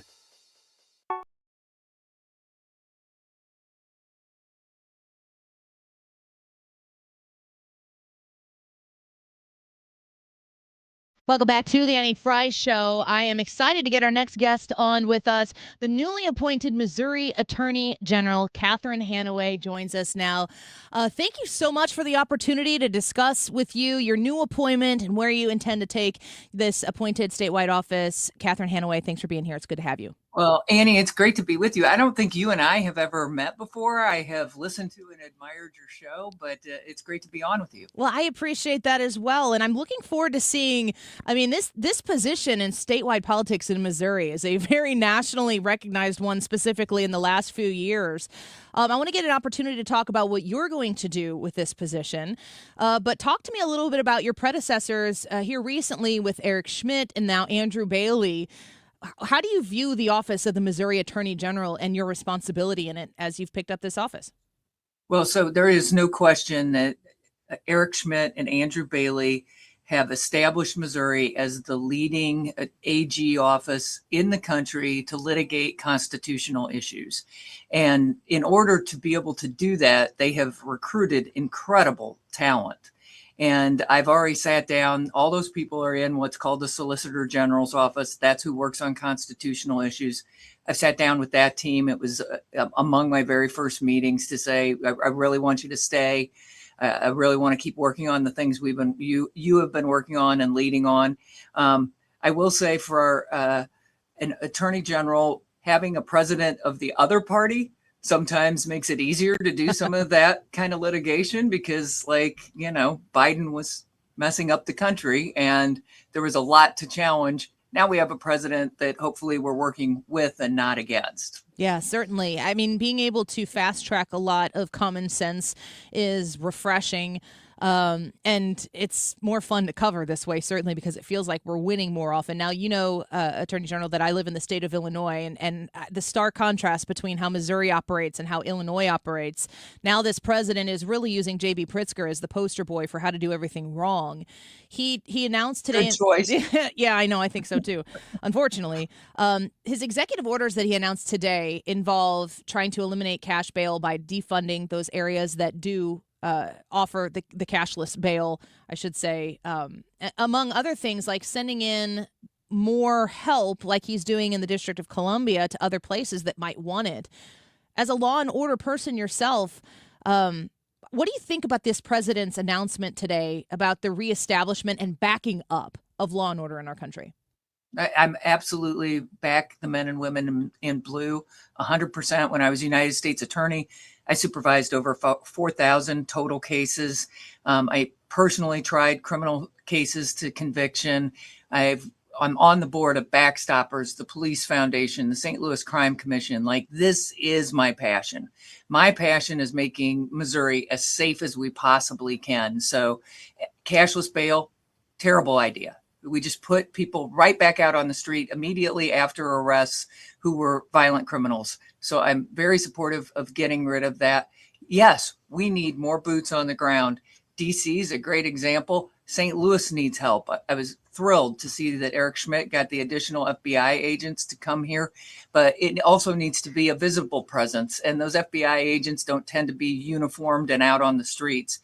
Obviously, St. Louis City, I'm glad the state's taken over, and I hope that the St. Louis City police officers now are able to get back up to full strength. Yeah, I'm glad you brought that up because Gavin Newsom tweeted over the weekend trying to call out St. Louis as a really dangerous city, but he wanted to point out that St. Louis is in a red state. That was a political point that the governor of California wanted to make, saying, not all the red states have it all right. So talk to me about the dichotomy of this very blue city in St. Louis and how I, as somebody who's worked here, have been carjacked. I have had a gun pointed at me at standstill traffic on a bridge. I had nowhere to go, and I just prayed that the guy he was laughing at me while he pointed the gun at me. This was a few years ago. I've seen people strung out all over, in that hunched over, I think it's like fentanyl or something that causes them to do that. It's outrageous to come downtown to St. Louis, and it is a red state. It is outrageous. I was just down there last week. I used to work in the federal courthouse. And my first job, I came to St. Louis because I was recruited here for a job. I worked at 720 Olive Street. The difference between what downtown looked like then when we could recruit people, like I was a little lawsuit student in my little suit, and I was walking around from what was then the Adams Mark to downtown. I felt perfectly safe. I would never do that to somebody we're trying to recruit to St. Louis now. And so, yeah, Gavin Newsom, and it's a red state. It might be a red state. We haven't had a Republican mayor in the city of St. Louis in I don't know when the last time was. It's the bluest of blue control. It's not been good. I am very optimistic, though, about the new mayor. And I'm optimistic about the state governance of the St. Louis Police Department and this entertainment district that all the professional sports teams and the owners of Union Station have come together to create, to infuse. They're going to put, their own money at stake to hire more private security. Without visible law enforcement, businesses, conventions, visitors just aren't going to come back to downtown. Yeah. And if they're not coming down, tax revenue, investment, all of it, all just poof goes away. We're speaking to Missouri Attorney General Catherine Hanaway. So great to have you on the show with us. Talk to me about what the president is offering today from the Oval Office as far as sharing the resources that they're implementing in the District of Columbia. Of course, we're here in St. Louis. I know that you are representing the entire state of Missouri, but St. Louis is a very important part of Missouri. Is that something that you would hope that St. Louis would welcome? Oh, yeah, absolutely. And, I'm also very excited about the fact that there has been close collaboration from Andrew Bailey's office with the Department of Justice and with the White House. And I'm confident that that's going to continue. John Sauer, who is the Solicitor General for the United States, I actually hired John as an assistant U.S. attorney many years ago. And Will Scharf, who's the guy who hands the president the executive orders, worked on my campaign for governor for 2 years and is really like family to us. So lots of good people that I know well that we're going to be able to work closely with. We're speaking with Catherine Hanaway, the newly appointed Missouri Attorney General. So Andrew Bailey would come on our show very regularly. We hope you'll do the same as you are getting your sea legs about everything. I don't think it's going to take you long if you haven't already to make sure that you do that. But talk to me about some of the big things that were in motion that you're going to take the baton now and continue to lead here in the state of Missouri from your office. Well, obviously, there is the school choice decision that we got a favorable decision. People tried to stop the state from spending money on school choice, and they went for a temporary restraining order. The judge denied that today. That's great news. I'm sure there'll be an appeal, so we need to continue to go forward. There are lawsuits against IBM and Starbucks over their DE&I policies. Those will absolutely go forward. There's a full plate of issues that we're going to continue to work on, a lot of them around elections and voting rights. So lots of things in motion, lots of opportunities to continue that constitutional litigation. The part of the office that, in addition to crime and public safety, that I want to focus on is, we're Missouri's lawyers, but we're really Missourians' lawyers. when somebody gets ripped off by a gypsy roofer or, a telemarketer, or somebody's ripping off Medicaid, it's the Attorney General who goes after all those things. I think particularly in the wake of the tornado, we need to stand up like a storm recovery task force so that people know where to go and get the help that they need in going after those people. We're speaking with Catherine Hanaway, the newly appointed Missouri Attorney General. Last question before we let you go, and we're grateful for your time today. One of the things that the president said from the Oval Office today is he wants the American flag burning to be punishable by 1 year in jail. There's an obvious First Amendment concern for many people on this issue. I just wanted to know what your thoughts were. Well, I think it's absolutely horrific that anyone would ever burn the flag other than for the lawful purpose of treating it with respect and destroying it. So the lawyer in me is like, let's kind of parse and make sure we don't prosecute people who are respecting the flag. But if you burn the flag in disrespect, I think there should be some real consequences. All right. Well, thank you for your time today. We spoke here with the new Missouri Attorney General, Catherine Hanaway. Please come back frequently. We'd love to have you and get updates. We know that this office is a very busy one, and I think it's one that the people of Missouri and Illinois, your neighbors, do care about deeply. So we're grateful for your time. I will for sure. Thank you for having me, Annie. I really appreciate it. You bet. We'll do it again soon. Bye-bye. Catherine Hanaway, Attorney General for the state of Missouri. Big shoes to fill. Probably literally. Eric Schmidt and Andrew Bailey are both large men. I mean, Andrew Bailey, what would you say? Is he like 6'3", 6'4"? Yeah, he was over 6 foot for sure. Oh, way over 6 foot. And Eric Schmidt, man. It's like 6'7". Yeah, 6'7". All right, let's take a quick break. Ryan, come back. Get in here. I need to talk to you about something important. Not really. It's probably completely not important. More on the Annie Fry Show coming up here. I didn't really feel like Catherine Hanaway gave a hard endorsement there of the executive order of burning the flag gets you 1 year in prison. If we had more time, we would talk about that again with her soon. We'll see how the courts decide to handle this. I'm sure there will be lawsuits. There's somebody burning a flag right now trying to get arrested for it. You know that's happening. What do you think? Should the burning of the American flag be punishable by 1 year in jail? Yes or no? Go vote. We'll be right back. Don't go away.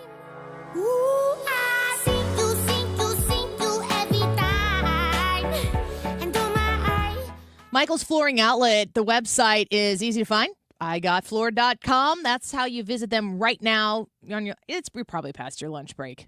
Maybe you're just trying to kill the rest of the day so you go home. Shop for some flooring with people who love you and want to see you come visit one of their different 3 locations that they have in St. Charles County, West County, and Darting Prairie. You can go visit them in person if you so choose. But let's be real.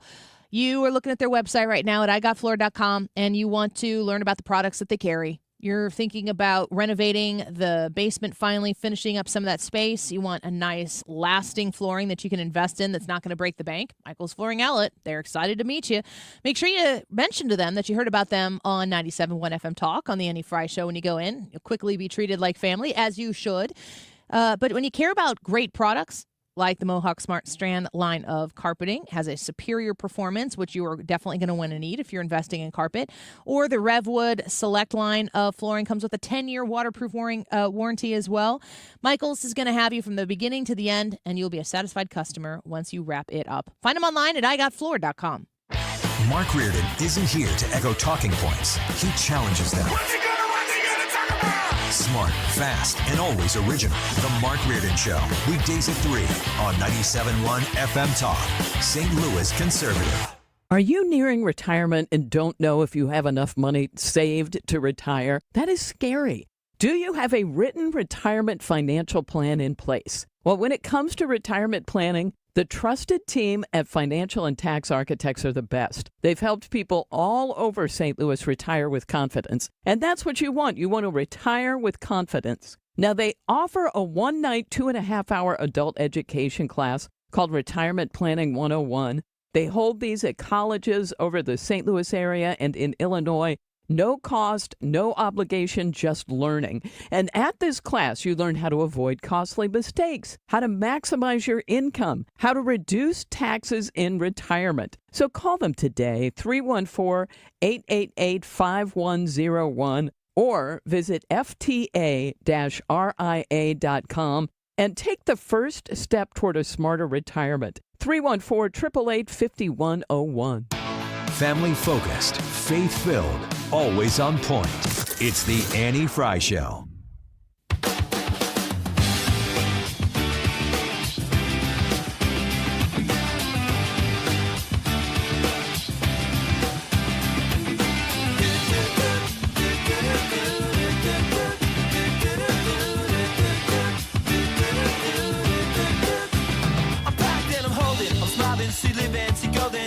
to me. Said she lives We're for watching it. motivation. Well, motivation. She The lady comes out and just she keep comes bumming. out of me. They move on into the space years. They move down the line. They're like, yeah, she had a baby with a woman. Well, my grandson in the middle of the movie like, Papa Snoop, how she have a baby with a woman? She a woman. Oh, shit. I didn't come in for this. I just came to watch the damn movie. Hey, man, watch the movie. They just said she and she had a baby. They both women's. How did she have a baby? Shh. The movie ain't over with.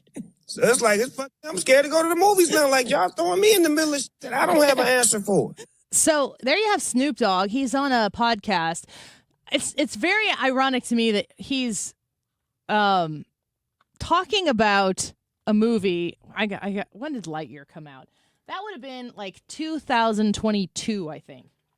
That sounds about right. And yeah, 2022. So Snoop Dogg's out here talking about Lightyear, which had Chris Evans, I believe, was the voice of Buzz Lightyear, which wasn't Tim Allen.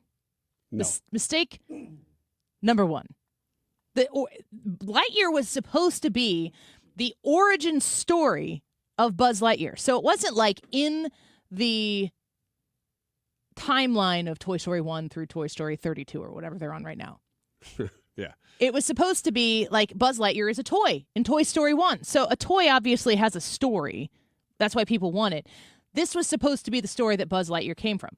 Why you wouldn't still want Tim Allen? That was the reason. They're like, well, it's not about Buzz Lightyear, the actual character. It's about his origin story. I'm like, that doesn't make any sense. This is all cartoons. It's still like, why wouldn't the voice of the character also be the same voice as a toy? Unless you cheaped out on the toy, and you don't cheap out by going with Tim Allen. You go to Chris Evans instead of whatever.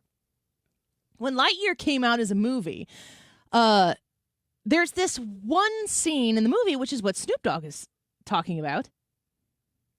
And there are two moms I've never seen it.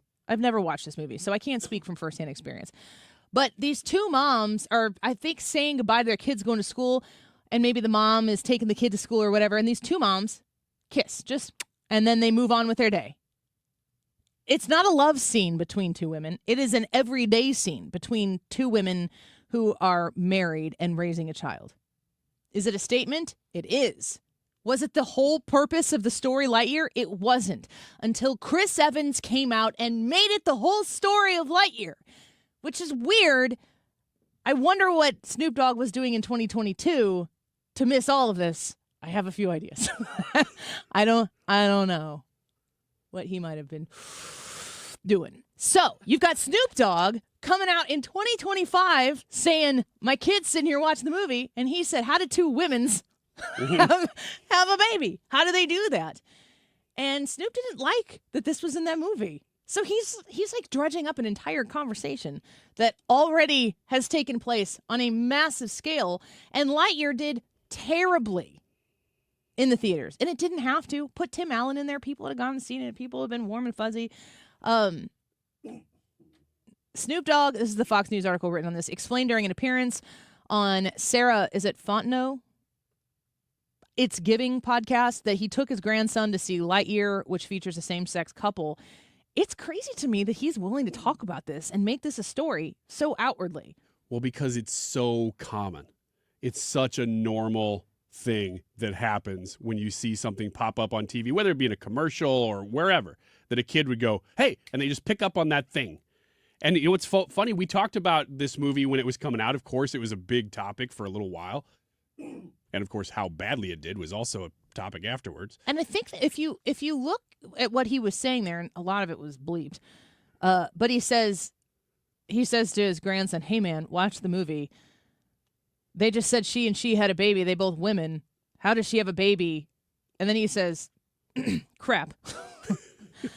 The movie ain't over with. I'm scared to go to the movies. Like y'all throwing me in the middle of this, again, crap, that I don't have an answer for.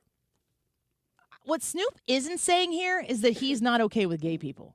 What Snoop is saying here is, why am I taking my kid to a Disney movie thinking that this is a place I can take my grandkids to to just watch a movie, and now I'm having to explain to them the biology of women together having a child. So it's complicated. Snoop doesn't appreciate it. He's going to catch a lot of flack for this. I don't think Snoop cares at all. He went on to say, it threw me for a loop. I'm like, what part of the movie was this? These are kids that we have to show that at this age, like, they're going to ask questions. They are going to ask. I don't have an answer, and I was just there to go to sleep and watch a movie. And then he says, that ish woke me up. And I think that the entire thing that people have been trying to say is, Disney, I don't need you to force this on me. Let me handle this on my own account. Let me handle this in a way that I want to handle it. And Disney is out there and has been saying in their more DEI woke-centric mindset, which you can listen to them speak in their own words by, I believe it was Christopher Rufo, who got a Zoom meeting and showed how they had like the DEI officer whose job it was to like kind of sneak this stuff in there. And she says, she's like, I realized I was trying to sneak stuff in there and then nobody was ever stopping me anywhere. So I just started throwing that stuff all over the place and nobody ever stopped her then. Chris Evans said, when asked about this in 2022, and this is what really, really ticks me off about the entire mentality behind Disney and anybody who's doing this. It's not about whether there are two moms in some homes. That's not the issue we're discussing here. What we're discussing is Disney's prioritization of saying, you will have this discussion on our time and under our circumstances. And I say, in my home, I will decide when that happens, which means maybe we're not going to put that movie on if it's too soon. Now, I've had that conversation with my kids, and I am square with how we approach that situation in my home. Chris Evans said when asked about it, the real truth is those people are idiots. And then he went on to say there's always going to be people who are afraid and unaware and trying to hold on to what was before. But those people die off like dinosaurs. I think the goal is to pay them no mind, march forward, and embrace the growth that makes us human. Well, thank you, Professor Evans, for explaining to all of the people out there who were probably pretty pumped to go see another Toy Story-centered movie. You've now called half the people out there, probably more than that, idiots, and you're saying you ignore them, you pay them no mind? Well, guess what they did to your movie? Samesies. They paid it no mind, and it did not do well. And it was because Chris Evans. If Chris Evans wouldn't have run his mouth, and I love him as Captain America. I think he's a great actor. I enjoy watching him in movies. If he would have just not patronized the people of this country, who is Chris Evans to decide in my home how we handle these things? Who the hell does he think he is? I guess he thinks he's Captain America. Well, you were playing then, buddy, and then the American people played you, and they didn't go see your movie. And Snoop Dogg just caught up in 2025. The one aspect of this story that didn't get talked about. Yep. That apparently, Snoop Dogg has a real name, but apparently his grandson still calls him Papa Snoop. Oh, heck yeah. Everybody calls him Snoop. I love that. Yeah. I wonder if, like, Snoop Dogg said he just went there to fall asleep. I wonder if he's like, gosh, why did I open my mouth? Or if he doesn't care, if he loves it. Pretend to keep sleeping. Yeah. All right. Let's get Stewie, my friend Stuart Rosenblum from Stewart's American Mortgage, in here to talk about the Fed and what's going to happen next with rates. Next. Don't go away. Well, remember me mentioning my wife's thermostat being broke because of the, the change of women evidently have to go through, which is horrible. People called me asking me, how did she feel about me sharing her insanity? I did notice seeing her looking through a fork at me. So, hey, guys, if your wife, your girlfriend, your better half is looking through a fork at you, look it up. Why? You're going to be shocked. But she's still happy that she's got air conditioning. So, you need help. You need pricing. Somebody told you need new equipment. Remember, Bart Inman, one easy number, Missouri and Illinois, 314-293-2600. But guys, look up wives looking through forks at husband. You better change your program around. God bless. HomeshieldFoundationRepairs.com. If you are postponing handling broken up trip hazard like safety hazard concrete at your home, I want you to stop doing that. I want you to call Matt Hayes, 314-227-9636. 314-227-9636. That's the number to reach Matt Hayes directly. If you have uneven concrete, sunken concrete, it is an eyesore, but it's probably also a safety hazard. I'm looking at you, business owners who don't want that liability. There's a simple solution that happens to be cost effective as well. And it's on the other end of a simple phone call to Matt Hayes at Home Shield Foundation Repair. They'll use polyjacking to stick a polyurethane foam underneath that concrete, level it out, and make it almost new, as good as new. When you call 314-227-9636, you can request that Matt or his team come out and check it out and look at it and give you a quote and estimate so you know exactly what you're in for. 314-227-9636, HomeshieldFoundationRepairs.com. Hey, it's Mark Reardon with news for listeners who, like me, want to learn more about Bitcoin. Bitcoin Ben's Crypto Club is coming to St. Louis later this summer. The Bitcoin Ben Crypto Clubs teach members what Bitcoin is, how to buy it, how to safely store it, and how to avoid scams. And we'll connect with others like us who want to learn more about crypto. St. Louis will be the 7th club nationwide and Ben's hometown. If you want to know more about Bitcoin, you need to know Bitcoin Ben. Learn more at bitcoinben.io. That's bitcoinben.io. Start your day refreshed with a delicious breakfast sandwich deal from Quick Trip. Choose from classics like the sausage, egg, and cheese croissant, the ham, egg, and cheese biscuit, or the melty bacon, egg, and cheese grilled cheese. And get ready to really wake up because it comes with any small Red Bull of your choice, all for $5. Woo! Let's go!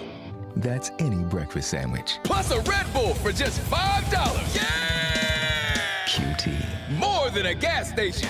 KFTK FM Florissant from the Kaufman Townsley St. Louis's Injury Lawyers Studio. Call 314-500-5000. That's 314-500-5000. All on the free Odyssey app. Fox News, President Trump signing some executive orders in the Oval Office today. One issue on his list, eliminating cashless bail for suspects arrested in Washington, D.C. Cashless bail, we're ending it, but we're starting by ending it in D.C., and that we have the right to do through federalization. D.C.'s had cashless bail since 1992. Judges can order suspects detained before trial if they believe there's a threat to the community or flight risk. Supporters of the model argue it's more fair than a cash bail system, which allows wealthier defendants to buy their freedom before trial. Chicago's Mayor Brandon Johnson vowing to fight President Trump's plan to send the National Guard there. Here's Fox's Jeff Manasso in Chicago with more. The city of Chicago anticipates it could be next, following D.C. in the Trump administration's crime crackdown, after the president said of the Windy City last week. That'll be our next one after this, and it won't even be tough. Mayor Johnson has said the city will take legal action and that the residents will fight back in the efforts. The brave men and women who signed up to serve our country did not sign up to occupy American cities. Several people were shot and killed here in Chicago over the weekend, including a 5-year-old boy, with some mixed reactions about a potential crime crackdown. I believe that it could work. In some cases it will be good, but for the most part it wouldn't really help. Jeff Manasso, Fox News. Chicago crime stats show violent crime is down 13% overall compared to last year, led by double-digit drops in murders, robberies, aggravated assaults, burglaries, and car thefts. The Commerce Department announcing they're voiding a Biden-era agreement with an outside center to oversee a $7.4 billion in semiconductor research funding. The department's National Institute of Standards and Technology will assume the operational responsibility for the National Semiconductor Technology Center from a private nonprofit center for the advancement of semiconductor technology. America is listening to Fox News.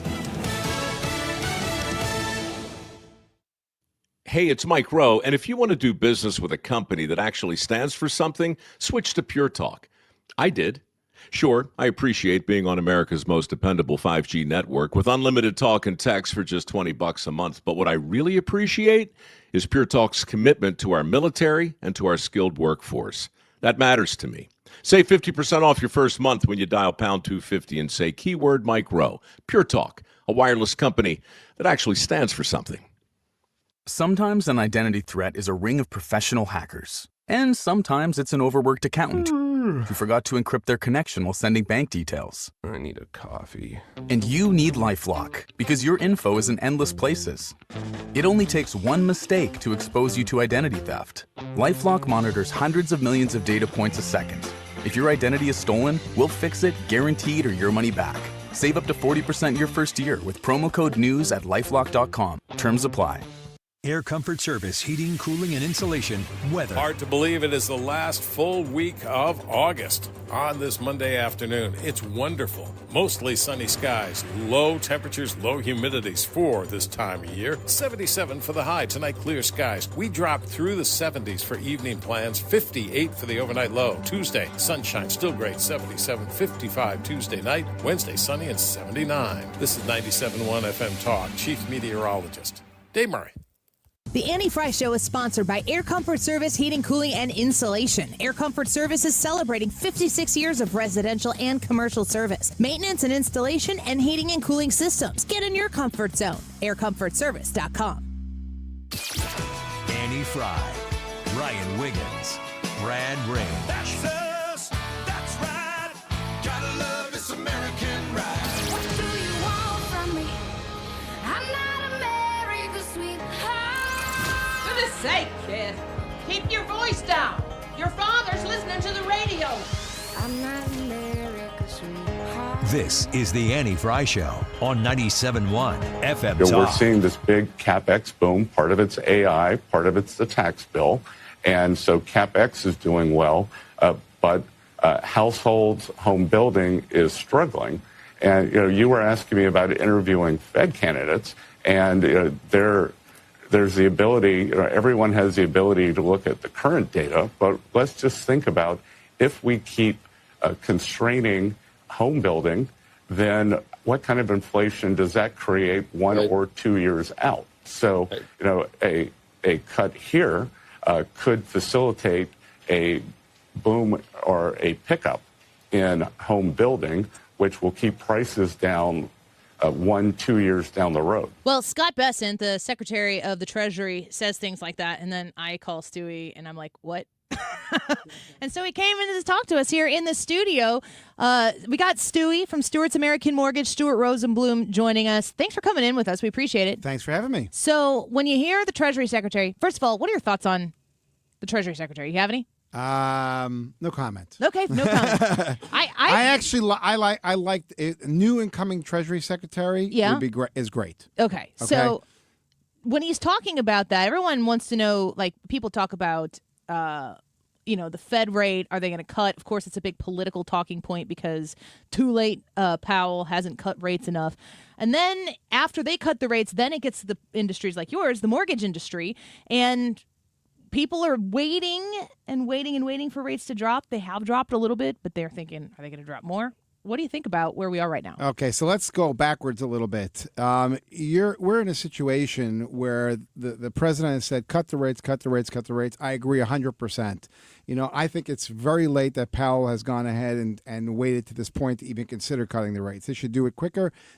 And right now we see slowing down in employment really much drastically quicker than we expected them to actually be. So it's dropping, it's softer, and this is what the Federal Reserve is now kind of alarmed about. They're saying, well, this is, it's pretty funny. It's like, oh, well, this is happening. Duh, wake up. It's been happening for quite some time.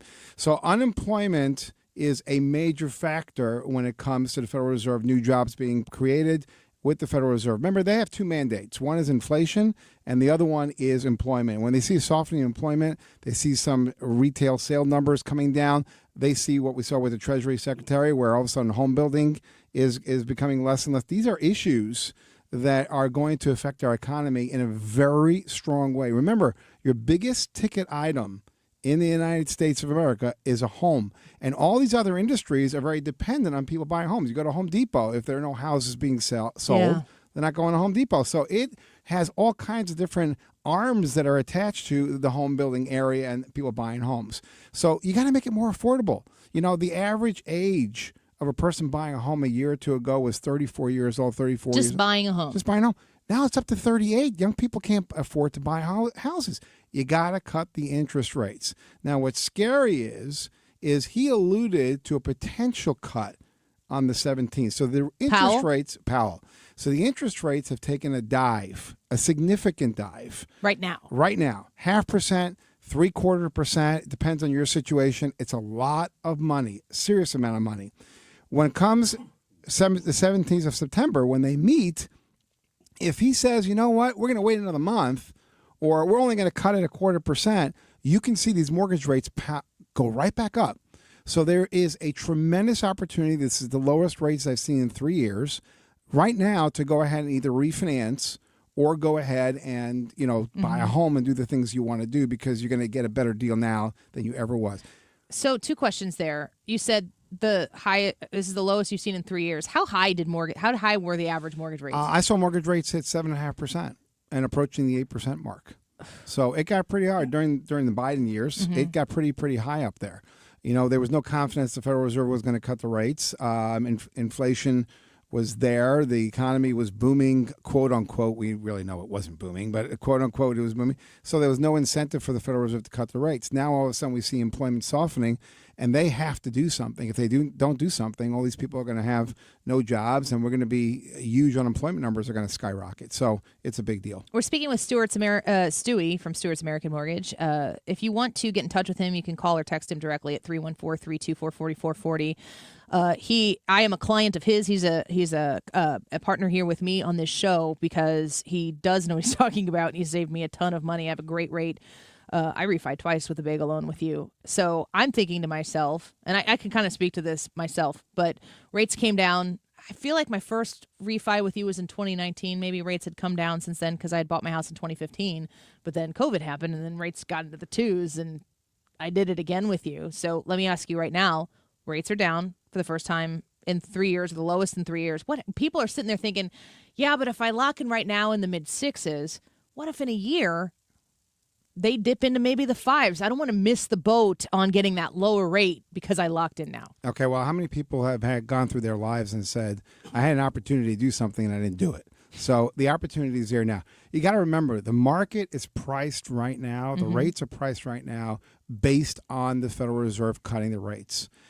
Very often, when they cut it less than expected or they don't cut it at all, those rates bounce right back up. So we have an interesting product, the bagel loan. There's no closing cost. So I had somebody ask me that today. He says, maybe I should wait a week or two. I said, look, you're going to save $300-400 a month on your payment. Do it now. It doesn't cost you anything. If a year from now the rates go down, you can always refinance for free then. Now, there's 2 kinds of people that are looking to save money. There are some people that are looking to save money on cash flow. I want the $200-300 in my pocket. And there are other people that just want to save overall interest on a loan. So we had a wonderful Annie Fry listener called me up and said, hey. They all are, Stewie. They all are. They all are. Well, this customer called us and said, hey, I am 2 years into a 30-year loan. I don't want to go back to 30 years. What can I do? We converted him to a 20-year loan. A 20-year rate is lower than a 30-year rate. So we converted him to a 20-year fixed rate. His payment went down $2 a month. He knocked off 8 years off his loan. $160,000 worth of interest. You got to remember, in our country, all installment debt, mortgages, cars, beginning payments are interest and payments are principal. So he got a tremendous rate, really low, and he took to a 20-year and kept the payment the same. Other people say, hey, I need $300 extra a month because I want to pay off the credit cards with the extra $300. Right. So every person's different. You got to look at different angles how you can improve yourself. Credit card debt's out of control these days. Between 20 and 30% is the average. The bagel loan, if you refinance your home and equity is up in people's homes, take that equity out of your house, pay off the high interest credit card debt. Can you do that with a bagel loan? Absolutely. I know the answer. I want you guys are all smart in here. Anybody here? Almost you guys, all of us, yeah. Yeah. I think you're brilliant. Thank you. You got credit cards? He's looking at me. You got you got credit cards? No, I'm brilliant. You're brilliant. You can be brilliant and use credit is not cards. a bad idea. No, I have lots of credit cards. Okay. Can you Huge tell me? debt, massive, the biggest there ever was. Can you tell me the interest rate you have on your credit card? Yeah, I think it's like 19% or something crazy. Something crazy. Low. You don't know what it is, though. No. You don't know exactly. 24, 29. I canvassed 10 people out in the street, and I said, I just want to ask you, do you know what your credit card rate is? And none of them could really nail it on the dime. And then I asked them what kind of mortgage they had, and none of them could figure out, well, I think I have this or I have that. And there are so many different angles that you can save money. You just have to pick up the phone and call. If you don't want to call me, call whoever you are that you work with. Call Stewie, 314-324-4440. I speak that as a customer of his myself, and I did it twice, and it was brilliant. More brilliant than you, Yeah, Ryan. and if you call me, I can't do anything about that issue. You know what you're going to do? I'm not even a lender. You're going to tell them what you told your family member, and you're going to say, call Stewie. Oh, It's that's smart. true. My brother's using Stewie. I didn't want to out The bagel loan is a great product. We just eliminated commission loan officers. Yeah. So we don't have to pay the commissions. If you don't have to pay the commissions, we take the money, we pay the closing costs for you. It's that simple. Lower rates, no closing costs. You gain the minute you close. Rick comments on our YouTube channel, what's the lowest credit score you need to be able to refinance? Well, it really depends. It depends on the product you have. So veterans, I will also throw in as an addendum to his how much income you need to have. sometimes on a VA loan, you don't need income at all. We just refinanced a veteran. He had a loan. His loan's in the upper sixes, and we refinanced him for free. No job, just based on his credit, no income, nothing, and we were able to do it. So it really depends on the product. We refinanced somebody as low as 520 credit scores. So it really depends on the situation. Now, if you have a low credit score like that, you got to give me an explanation as to why you're in the situation you are. And if you're behind on everything, it's going to be tough to get a loan. But there are extenuating circumstances, and people can get refinanced, and we understand that. And many times you need to do it 2 or 3 times. So you do it now at the lower score, you get a little bit of higher rate, but improve your situation. Once you consolidate your debt, I'll give you the easiest example. We had a listener. I'm not going to say if it's from the Anti-Fry, because all Anti-Fry listeners are very, very. we had a listener. They had a 560 credit score, and they had $60,000 in debt plus other issues they had to resolve. We went ahead and gave them an FHA loan. Rates a little bit higher. They had to pay the PMI, even though they're under 80% of the value of the property. 6 months later, they switched to a conventional loan. Their rate got knocked down a whole %, Wow. and they're in a better place. So you have the ability, and your mortgage is what's going to impact your life quality the most. So you're saying, like, if your income is low and you think, I'm not going to qualify for that. If your credit score is low and you think, I'm not going to qualify for that. If they call you, they might qualify for something. They might. And this person, they waited a year before they called us. And we got it fixed in 18 months, over a 6-month period from the time they called. Now their credit score is close to 700 from 520, 560. That's so amazing. it's a big difference. It's a big difference in your life. People should not pass on the opportunity that's available today. Well, the opportunity exists with Stewie. I'm glad you could come in with us, and we're looking forward to what happens in September. Is there a date? September 17th. 17th, so the middle of the month. The middle of the month. Is going to be very pivotal in what happens Yeah, next. there's 2 days. It's 16th and 17th, but usually around 2 o'clock Eastern time is when Powell will say what they're going to do. But I would be very surprised if they don't cut it. The question is, are they going to cut it 0.25% or are they going to cut it 0.5%? If they only cut it 0.25%, you may see mortgage rates actually go up. So what happens if they don't cut it? What happens if they make no cuts? It's going to be havoc. It's this time around. It's going to be havoc because all the numbers that are coming out to today are indicating a significant employment drop and slower much more than expected. No new jobs are being created because of this. You have to cut the interest rates and allow corporations to go ahead and invest money and borrow money so they can create and expand on the jobs. And that's why our president has been so great. He's been pushing for this for since he's been in office. It's been a struggle between him and Powell because Powell just doesn't want to do it. And I don't think it's justified. I think you're going to see changes, and we've got a couple months left for Powell, but I think he's going to capitulate and say, we got to do this. Mark asked this question, and you've kind of answered this, but just to reiterate, because I think it's a point you want to make, Stewie. Ask Stewie if he thinks the interest rates will drop soon, or is it smarter to refi now? I would do it right now.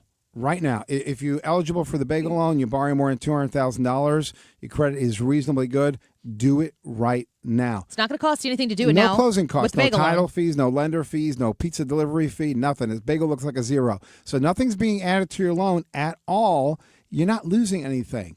Okay, so be smart. I had a customer today calls me and says, I'm saving $140 a month. You know what? It's not worth the 2 hours of time. So I said to him, no problem. Send me a check for the next 30 years for $140 or $120 what you're saving. And all of a sudden, people get a different mindset if they have to write a check versus what they're saving. So be smart, save the money or reduce your term, save the bucks, and then later on, you can always revisit it again. Well, if you want to know more about what Stewie can do for you, you can Google the bagel loan. That's a simple way to do it. Or the direct line to his cell phone that he has right now. You can text him. Tell him I sent you. 314-324-4440. 314-324-4440. Thank you, Stewie, for coming in. Are you going on vacation now?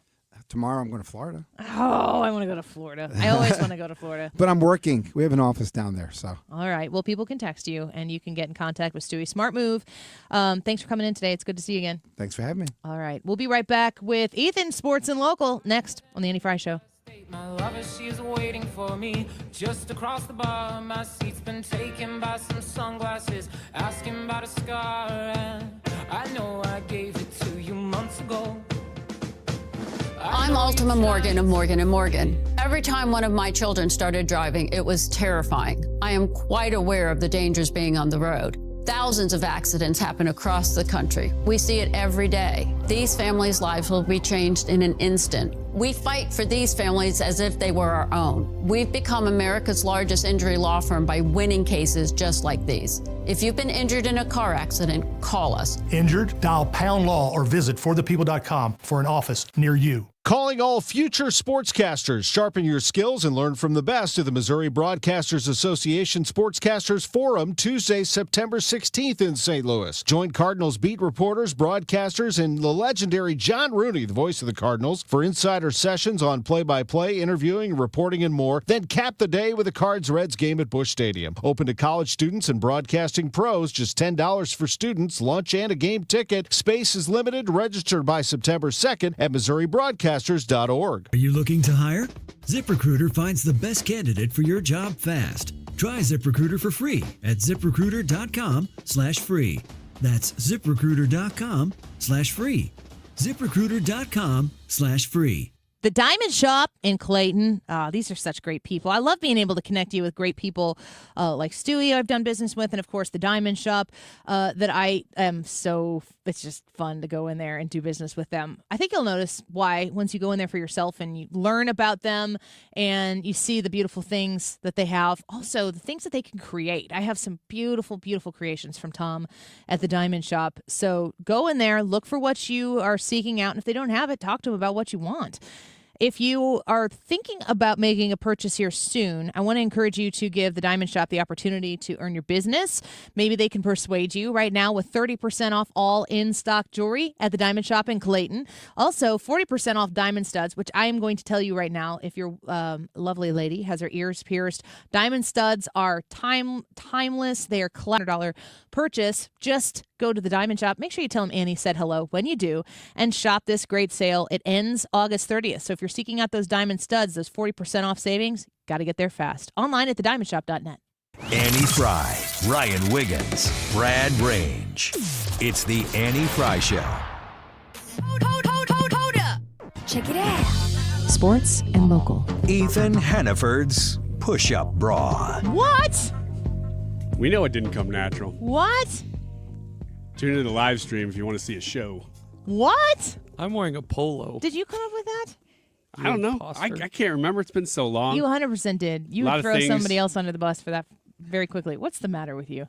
You know, the best part of it wasn't even the sounder. It was Ryan's tease after, enticing people to come and look at the YouTube stream as if they want to see a man that hypothetically why did was everybody showing just some leave? cleavage.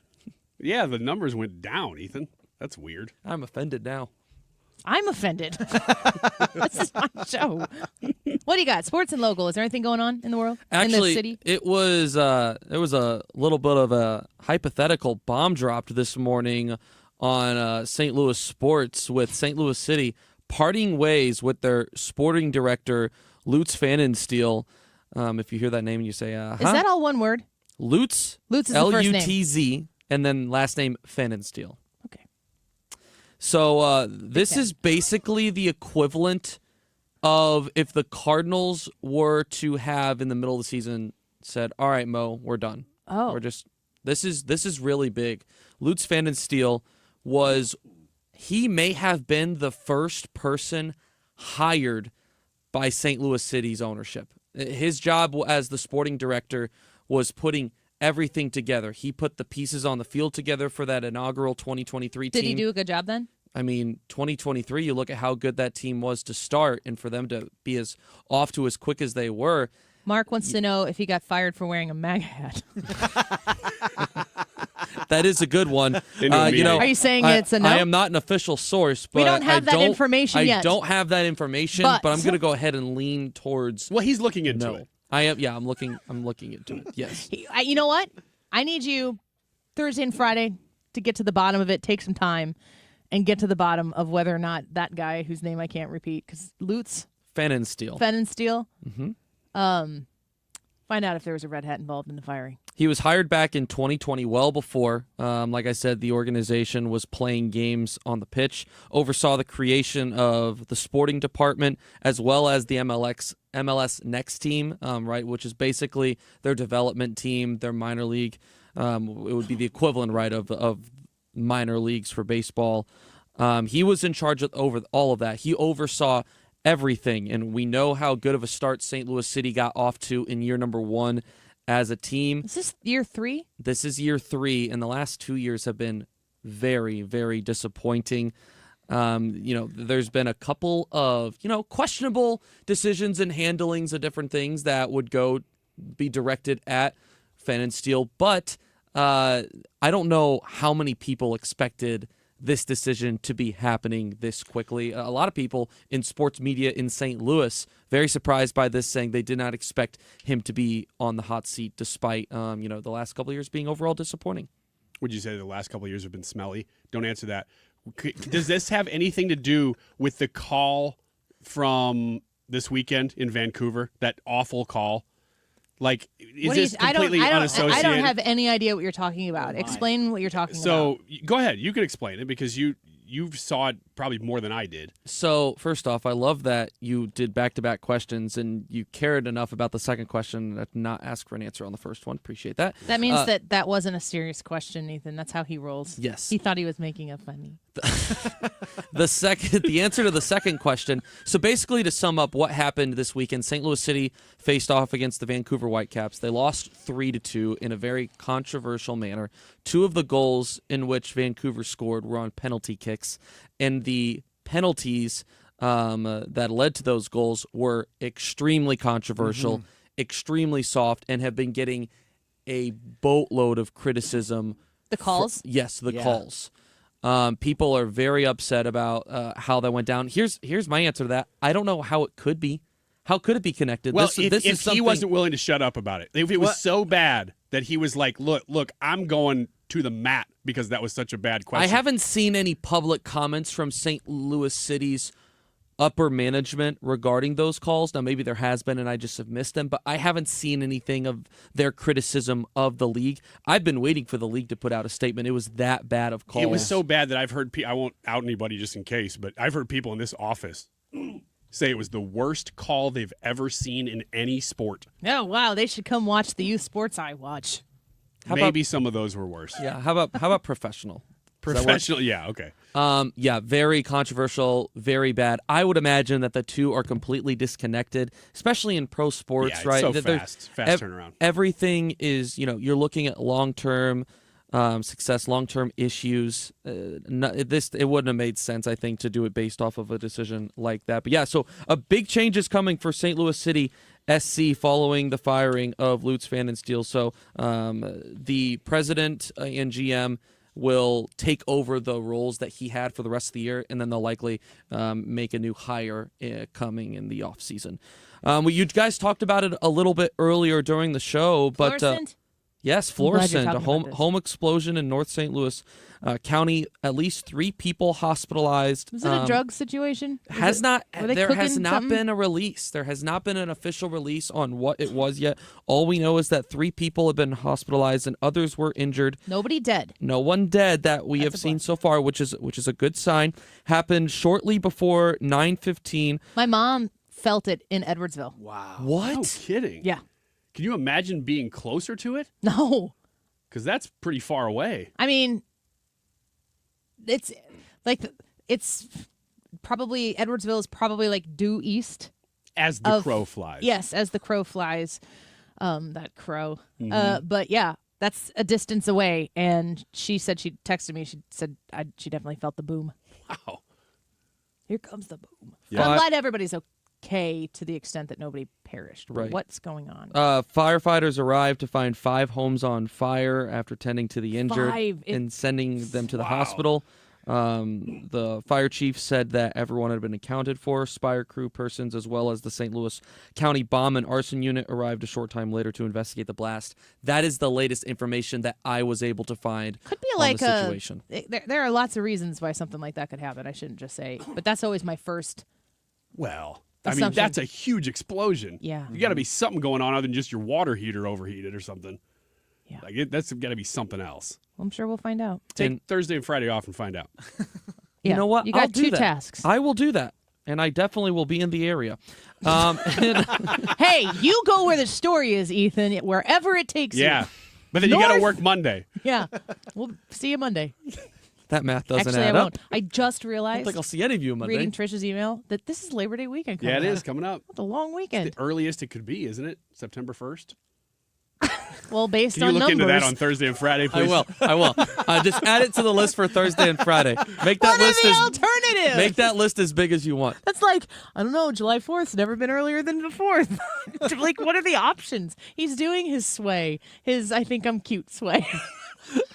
Do you know what you guys know what I'm talking about? Oh, yeah. When, Think I'm cute. when Ryan... I know it. Hey, folks, listen in. You guys not you guys. Just you, Ryan. Stop. That's super weird. I'm just going to give you a little inside information on Ryan Wiggins. When Ryan makes a joke and he knows that he looks a little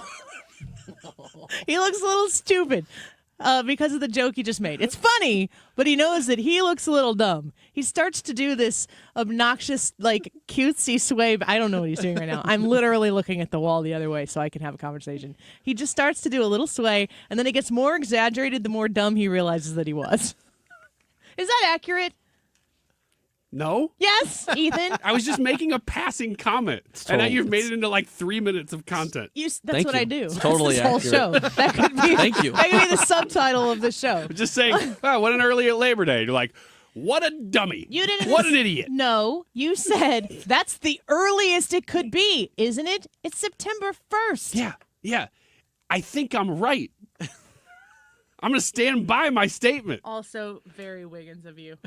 I hate that I have to wait a few days to get this information, but first thing Thursday, you'll have it. Thank you. Please put that one top priority. Got it. Look into the history of Labor Over Day. the fluorescent. Look into numbers. fires. Yeah. Got it. We'll do. In other news, Can you please just make a YouTube short of his dancing? You Yeah, can put this at the beginning of it, and then just whatever YouTube says is the appropriate length of video. The rest of it is just him. Why are you getting all masculine right now? that Oh, is not that's not masculine. going to make it. Just do it to something by ABBA. Piano, Go on. piano in the sky. Can't even see your arms. Nordstrom closed one of its St. Louis locations, specifically. Is Rack still open? I need to know. This Racks? was. I thought there was. Rack's is not open. You got the Rack. little alligator character with your Happy Meal? Gator meal. Yeah. It's an Arby's now in Edwardsville. Oh, speaking of Nordstrom, remember Racks? Nordstrom Rack. Everybody listening to this, yeah, there's not. This is the thrift store for Nordstrom. You should know these things. You're doing your little dance because you're realizing that Racks had nothing to do with this This conversation. is not the Rack location. Thank you, Ethan. Not one of them. This was the Galleria location. Overachiever on this show. That I am. Of Bar set pretty low. It's true. That bra is set pretty high. I really beginning feel of the bad for segment, anyone that's just tuning in now and saying, "Excuse me." Yeah. I was talking to Ethan. I was Where's the bra? Had nothing to do with the host of the show at all. Annie is completely not a part of this Don't say conversation. anything else. Yeah, keep going. Don't- No, I'm enjoying No, this. you're right. I should not say anything else Don't about that at all. Don't. You can't. You can't help it. Are we done? Can we be done? Can you Ethan? finish up real quick? 135 employees impacted by the store's closure. There is still a location open in De Pere at the West County Center, and then Oh, I there's didn't know additionally that. still 2 Nordstrom Rack locations. One What would you call those? in Manchester and one If in there Brentwood. are 2 Nordstrom Rack locations, what would you refer He to them? already said it. Locations. 2 Nordstrom Nordstrom Rack Racks. locations. Nordstrom Racks. She already said it. He Massive. already said it. They're huge, too. Big Nordstrom Racks. Very large. Like I blister in the sun, let me go on. Big hands, I know you're the one. Body and beats, I stain my sheets, I don't even know why. My girlfriend, she's at the end, she is starting to cry. Let me go on. Like I blister in the sun, let me go on. Big hands, I know you're the one. All right, time to talk about undies.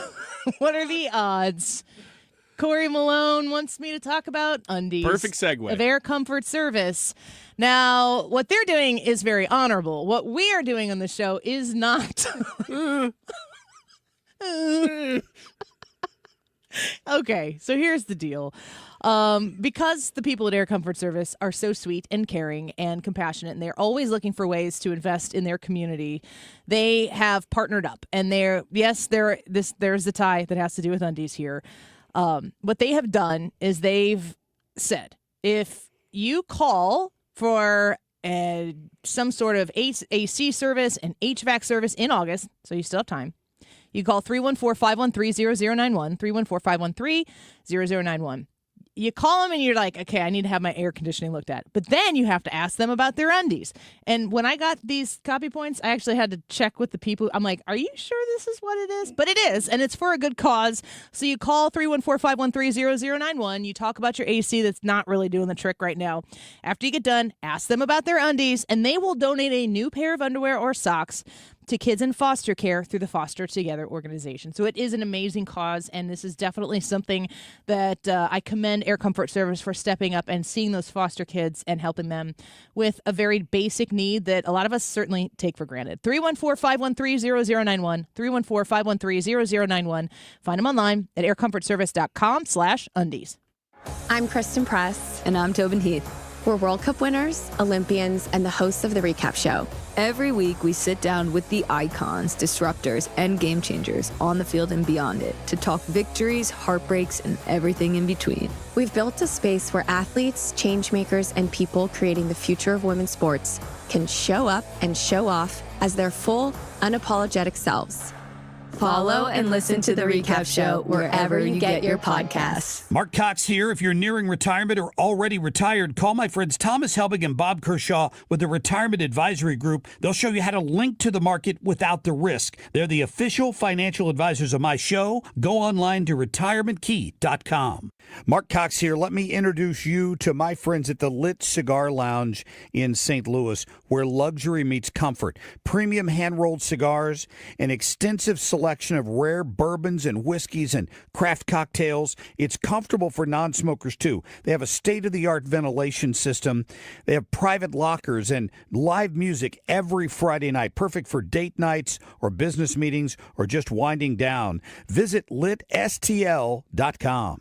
How about all text? You focus on the road. As a passenger, you have the power to prevent an accident. There are 1,000 ways to stop a distracted driver. Choose one. A message from CTIA. The YouTube live chat poll is, should the burning of the American flag be punishable by 1 year in jail? Yes or no? It's a serious question, and we are taking it seriously, like we always do here on the Annie Fry Show.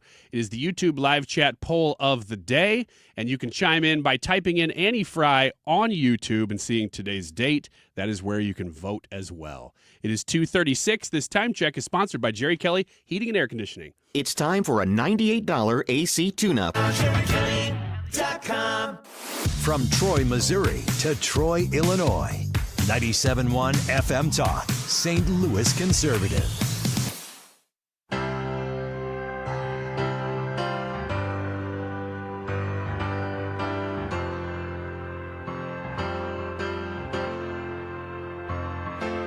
Now that she's back in the atmosphere with drops of Jupiter in her head.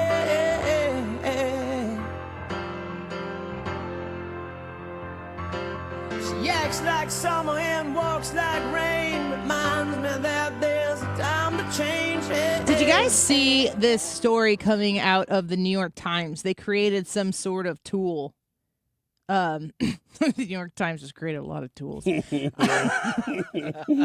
all tools. That's all I had to say about that. All right. Moving Let's talk about on. the poll. Gosh dang it. Stop. I don't want to subscribe. So they have this indication.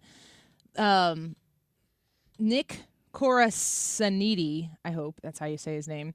If population projections hold in 2032, I'm gonna put this up. I'm gonna share this link with you guys, and if you can open it without it making you subscribe, because I'm not subscribing to the New York Times. Hold on. Paste. See if you can do that on your computer, and we can share it. It says, if population projections hold in 2032, a Democratic presidential candidate, listen to me, folks, a Democratic presidential candidate who wins Pennsylvania, Michigan, Wisconsin, and Nevada loses the presidency. Whoa. I'm trying to pull this up. Say the states again. Pennsylvania. So a Democrat wins all these states, still could lose. If a population projections hold in 2032. So we're talking about the migration of voters. People are leaving certain states and moving to others, right? That's obviously something we've seen pretty significantly. Florida, of course, has become a very red state and a large population state. Third largest in population, I believe. Florida? Yeah. Yes. If bigger than New York now, I think. In 2032, so that's just 2 presidential elections from now. A Democratic presidential candidate who wins Pennsylvania, Michigan, Wisconsin, and Nevada still loses the presidency. Wow. And that is really surprising considering the trends in Pennsylvania right now, because Pennsylvania is moving right rapidly. So they could still lose Pennsylvania, a Republican presidential candidate, and Michigan and Wisconsin and Nevada, and win. That's just population shift. I can't really imagine a situation. There's this interactive tool on the New York Times. So for y'all who are listening that subscribe to the New York Times, I guess there are a few of you. You can add different states and look at different mixes, but the population is shifting right now, and it's going to have a consequential effect on what we look at, who we watch when it comes to those elections. Pennsylvania, Michigan, Wisconsin, and Nevada, all won by Donald Trump in the last election, were all very close and very important. And you know, Pennsylvania is 27? Is that right? 27 No, electoral I think they're 20. 20? Yeah, they are 20. We used to be 20. Now we're 17 or 18. Yep. 19 right now. It'll be less after the next one. Stuff is the ability that the president has right now to reshape the future of politics is just so significant in a way that will far outlive the man himself. And it's important to look at what he's trying to do with, try to get back to paper ballots, voter ID, which is the one thing. If you ask people about, like, how do we really fortify our elections from fraud, voter ID is the way that we do it. But it's also, at the same time, removing people who are here illegally from physically being here, which then also leads to the fact that the census should not count people who live in these states who are not citizens. If the census is counting representation in government, we should be putting people in our representative government who represent people who can vote for them. Otherwise, it's just a game. The Democrats don't run on policy anywhere, ever. Do you ever hear a Democrat really advocating for support by talking about policies? All they do is talk about how the other guy is scary. They fearmonger top to bottom, left to right. That's their policy, is fear-mongering. But then the other and the more important part of the Democratic strategy is to subvert every system that we have from every angle that they can reach it, to game the system so that enough spooking of the American electorate will do the trick. And I bet there are people in Donald Trump's administration right now who know about ways that they game the system that they haven't even broached to the American people yet. You want to save the republic for a generation? That's where it gets saved. You have to shore up law and order, which is what the executive orders were about this morning. You have to make this country have the canvas to be a prosperous country. And you have to have law and order first. It's got to be the first thing. If you want to have a civilized society, you have to have law and order. Duh. This is not a new concept. It's probably the oldest concept that exists. And he's, of course, doing that. But the long game here, the long-term strategy of what Donald Trump can do to forever put a lasting mark on the United States of America is to fortify safe and secure elections and expose the truth at every angle, at every turn where they uncover the next thing that they did that was shady, if not illegal, to uncover all of that and expose all the people who want to pound their fist on the table and scream, "It's going to be the end of democracy." And I'm always like, how? We've said this a million times on the show. The Democrats say that the only way to preserve the democracy is to only vote for one party.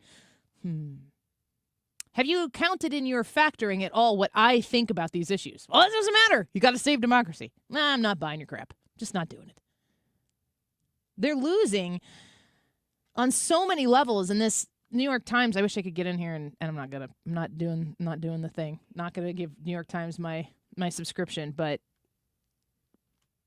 you're telling me that Pennsylvania, Michigan, Wisconsin, and Nevada can be won by a Democrat in 2 presidential elections from right now.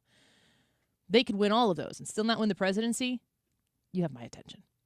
All right, when we come back, the different things that you can't say anymore in the Democrat Party, according to a Democratic strategist. What are some words that they're saying, okay, guys, we got to knock that off? I love it. This is really exciting to hear that these studies are being done. I think they're really smart, and I also think that the loudest people in the Democrat Party are going to pay no mind, which is good for the Republicans. Let's take a quick break. We'll be right back.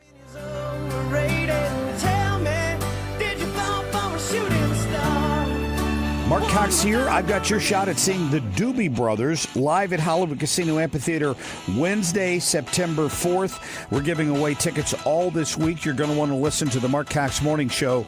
Tune in each morning for your chance to win. Are you nearing retirement and don't know if you have enough money saved to retire? That is scary. Do you have a written retirement financial plan in place? Well, when it comes to retirement planning, the trusted team at Financial and Tax Architects are the best. They've helped people all over St. Louis retire with confidence. And that's what you want. You want to retire with confidence. Now, they offer a one-night, 2.5-hour adult education class called Retirement Planning 101. They hold these at colleges over the St. Louis area and in Illinois.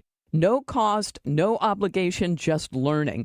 And at this class, you learn how to avoid costly mistakes, how to maximize your income, how to reduce taxes in retirement. So call them today, 314-888-5101, or visit fta-ria.com and take the first step toward a smarter retirement. 314-888-5101.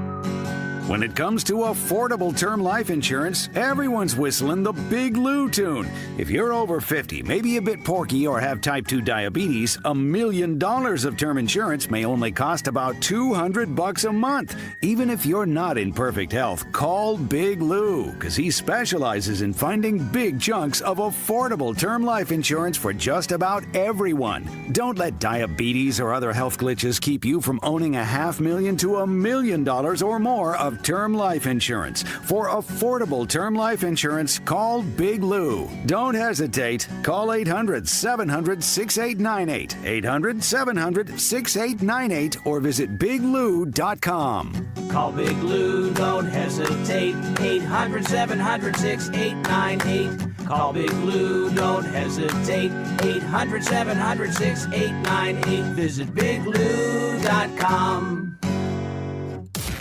Rooted in faith, grounded in family. This is the Annie Fry Show.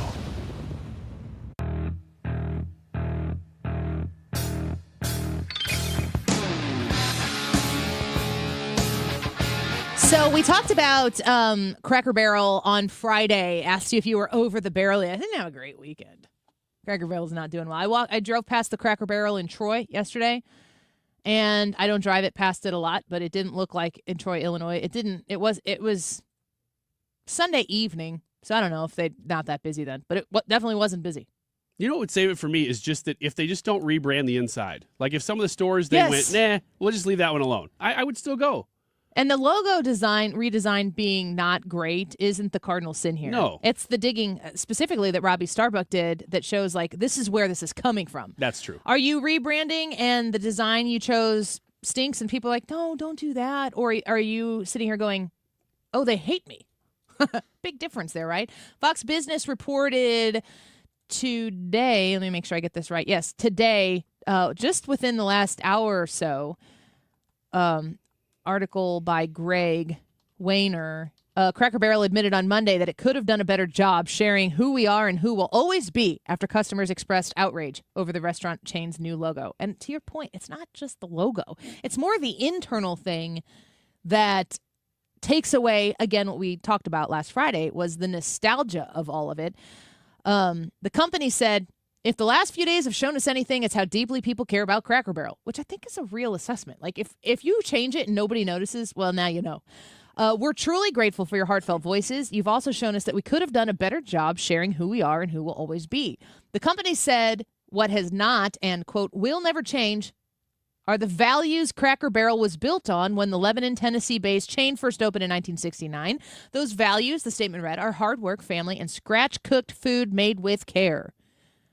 Cracker Barrel also said it values offering a place where everyone feels at home, regardless of where they are from or where they are headed. The statement said, that's the Cracker Barrel you'll always find. The things that people love most about our stores aren't going anywhere. Rocking chairs on the porch, a warm fire in the hearth, peg games on the table, unique treasures in our gift shop, and vintage Americana with antiques pulled straight from our warehouse in Lebanon, Tennessee. We love seeing how much you care about our old-timer. We love him, too. Uncle Herschel will still be on our menu. Oh, good. On our road signs and featured in our country store. He's not going anywhere. He's family. If they were smart, they would there's AI. You could make that character the literal face. You want to like change the brand, make that character the face of the brand. Yeah, you should make as opposed the whole to removing him from building look like Uncle Herschel and be like, sorry, it's Or all Uncle Herschel now. Uncle Herschel's home and welcome people to it. I agree with you on the rebrand. It's just like not the nostalgia of what you see inside to the whitewashed Joanna Gaines thing. And I like Joanna Gaines' aesthetic, but I'm not going to not Mayberry. What is her town called? I don't know. I didn't know she had a town thing. Starts with an M. It's in Texas. It's near Waco, I think. Somebody will know. Along with the backlash, I think I heard that they lost like $100 billion from the stock market over the course of this catastrophe. A lot of people, led by Robbie Starbuck, is Magnolia. That's what it is. Magnolia Farms or something like that. People are so averse to having this like new, like you're going to think this way and you're going to like it, which is what the question about behind Cracker Barrel is. That what they're doing with this? Are they trying to wash out everything that was nostalgic about old time America, which the people on the left absolutely hate old time America. They hate everything about it. They want to, I don't know, what would you say? Fundamentally transform it? That's what they said. There are some other things that the Democrats are realizing now. Maybe we should shift the way we're thinking because the people, the pushers back of the Cracker Barrel rebrand and the Robbie Starbucks of the world who are saying we're not going to do the woke thing anymore.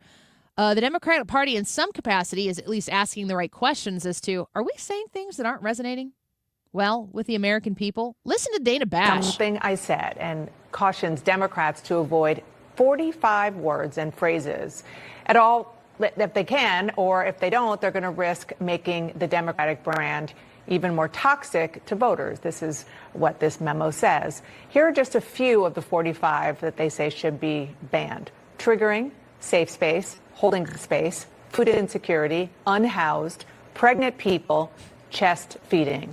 My panel is back. Is this a safe space? Banned. Look, is that specific list going to do it? I don't know. But when you travel, number one, a lot of people used to be Democrats who are now Trump voters. They do think the Democratic Party speaks a different language. They think the Democratic Party does not speak to them about that factory up the road is closed or the changes in their neighborhood that they don't like. So I do think any politician, anybody in the news media should speak a language that is relevant to people out there, not people who live, forgive me, in New York or San Francisco in a big urban center. I'm not criticizing urban centers. I'm from one. But I do think people in middle America think that the elitists have lost their way and speak a language they don't understand. Duh. Yeah. Duh. Like this is, I'm glad that they, did this survey and are acknowledging it, but triggering safe space, holding space. What in the world is that? Food insecurity. Yeah, people are hungry. People are starving. They need help. And you're worried about how people talk about it instead of worried about actually doing something about it. I mean, it's ridiculous. And then, of course, we have the other one, which is the unhoused. Like they think that if you say homeless, that you're dehumanizing these people. They're out there fighting the battles and shedding the I don't know what they're shedding. I don't think they're shedding anything. I think they're just getting in front of cameras and microphones, maybe sometimes the ones that they're holding themselves. Because they're solving problems, man. These aren't the homeless. These are the unhoused. And all the people behind them in tents living in squalor are like, that's right. Thank you. Thank you for my feelings. Yeah. I was really worried about how I was going to go to bed tonight in my tent with my feelings being hurt. I have food insecurity, so I've been chest feeding. No. No? Okay. No. Pregnant people, yeah, they're women. Every single time, 100% of the time, they're women. They're women. You know why? Because they're the only ones equipped to be pregnant. That's just as simple as it is. And chest feeding, I don't even understand this one. Where else can you feed but from your breast? Not on a human body anywhere else. You could drink from a bottle. But that would be called bottle feeding. But why is it? I mean, men have breasts. What? Men have breasts. It is your breast. Like your breastplate area, your breast. Where would you put your breastplate, Warrior Wiggins? Over your chest. Your breast. I don't call it that. He will fold you to his breast, there within his arms to rest. That's old biblical language. You got a problem with it? No. Okay, I think I win. Yep.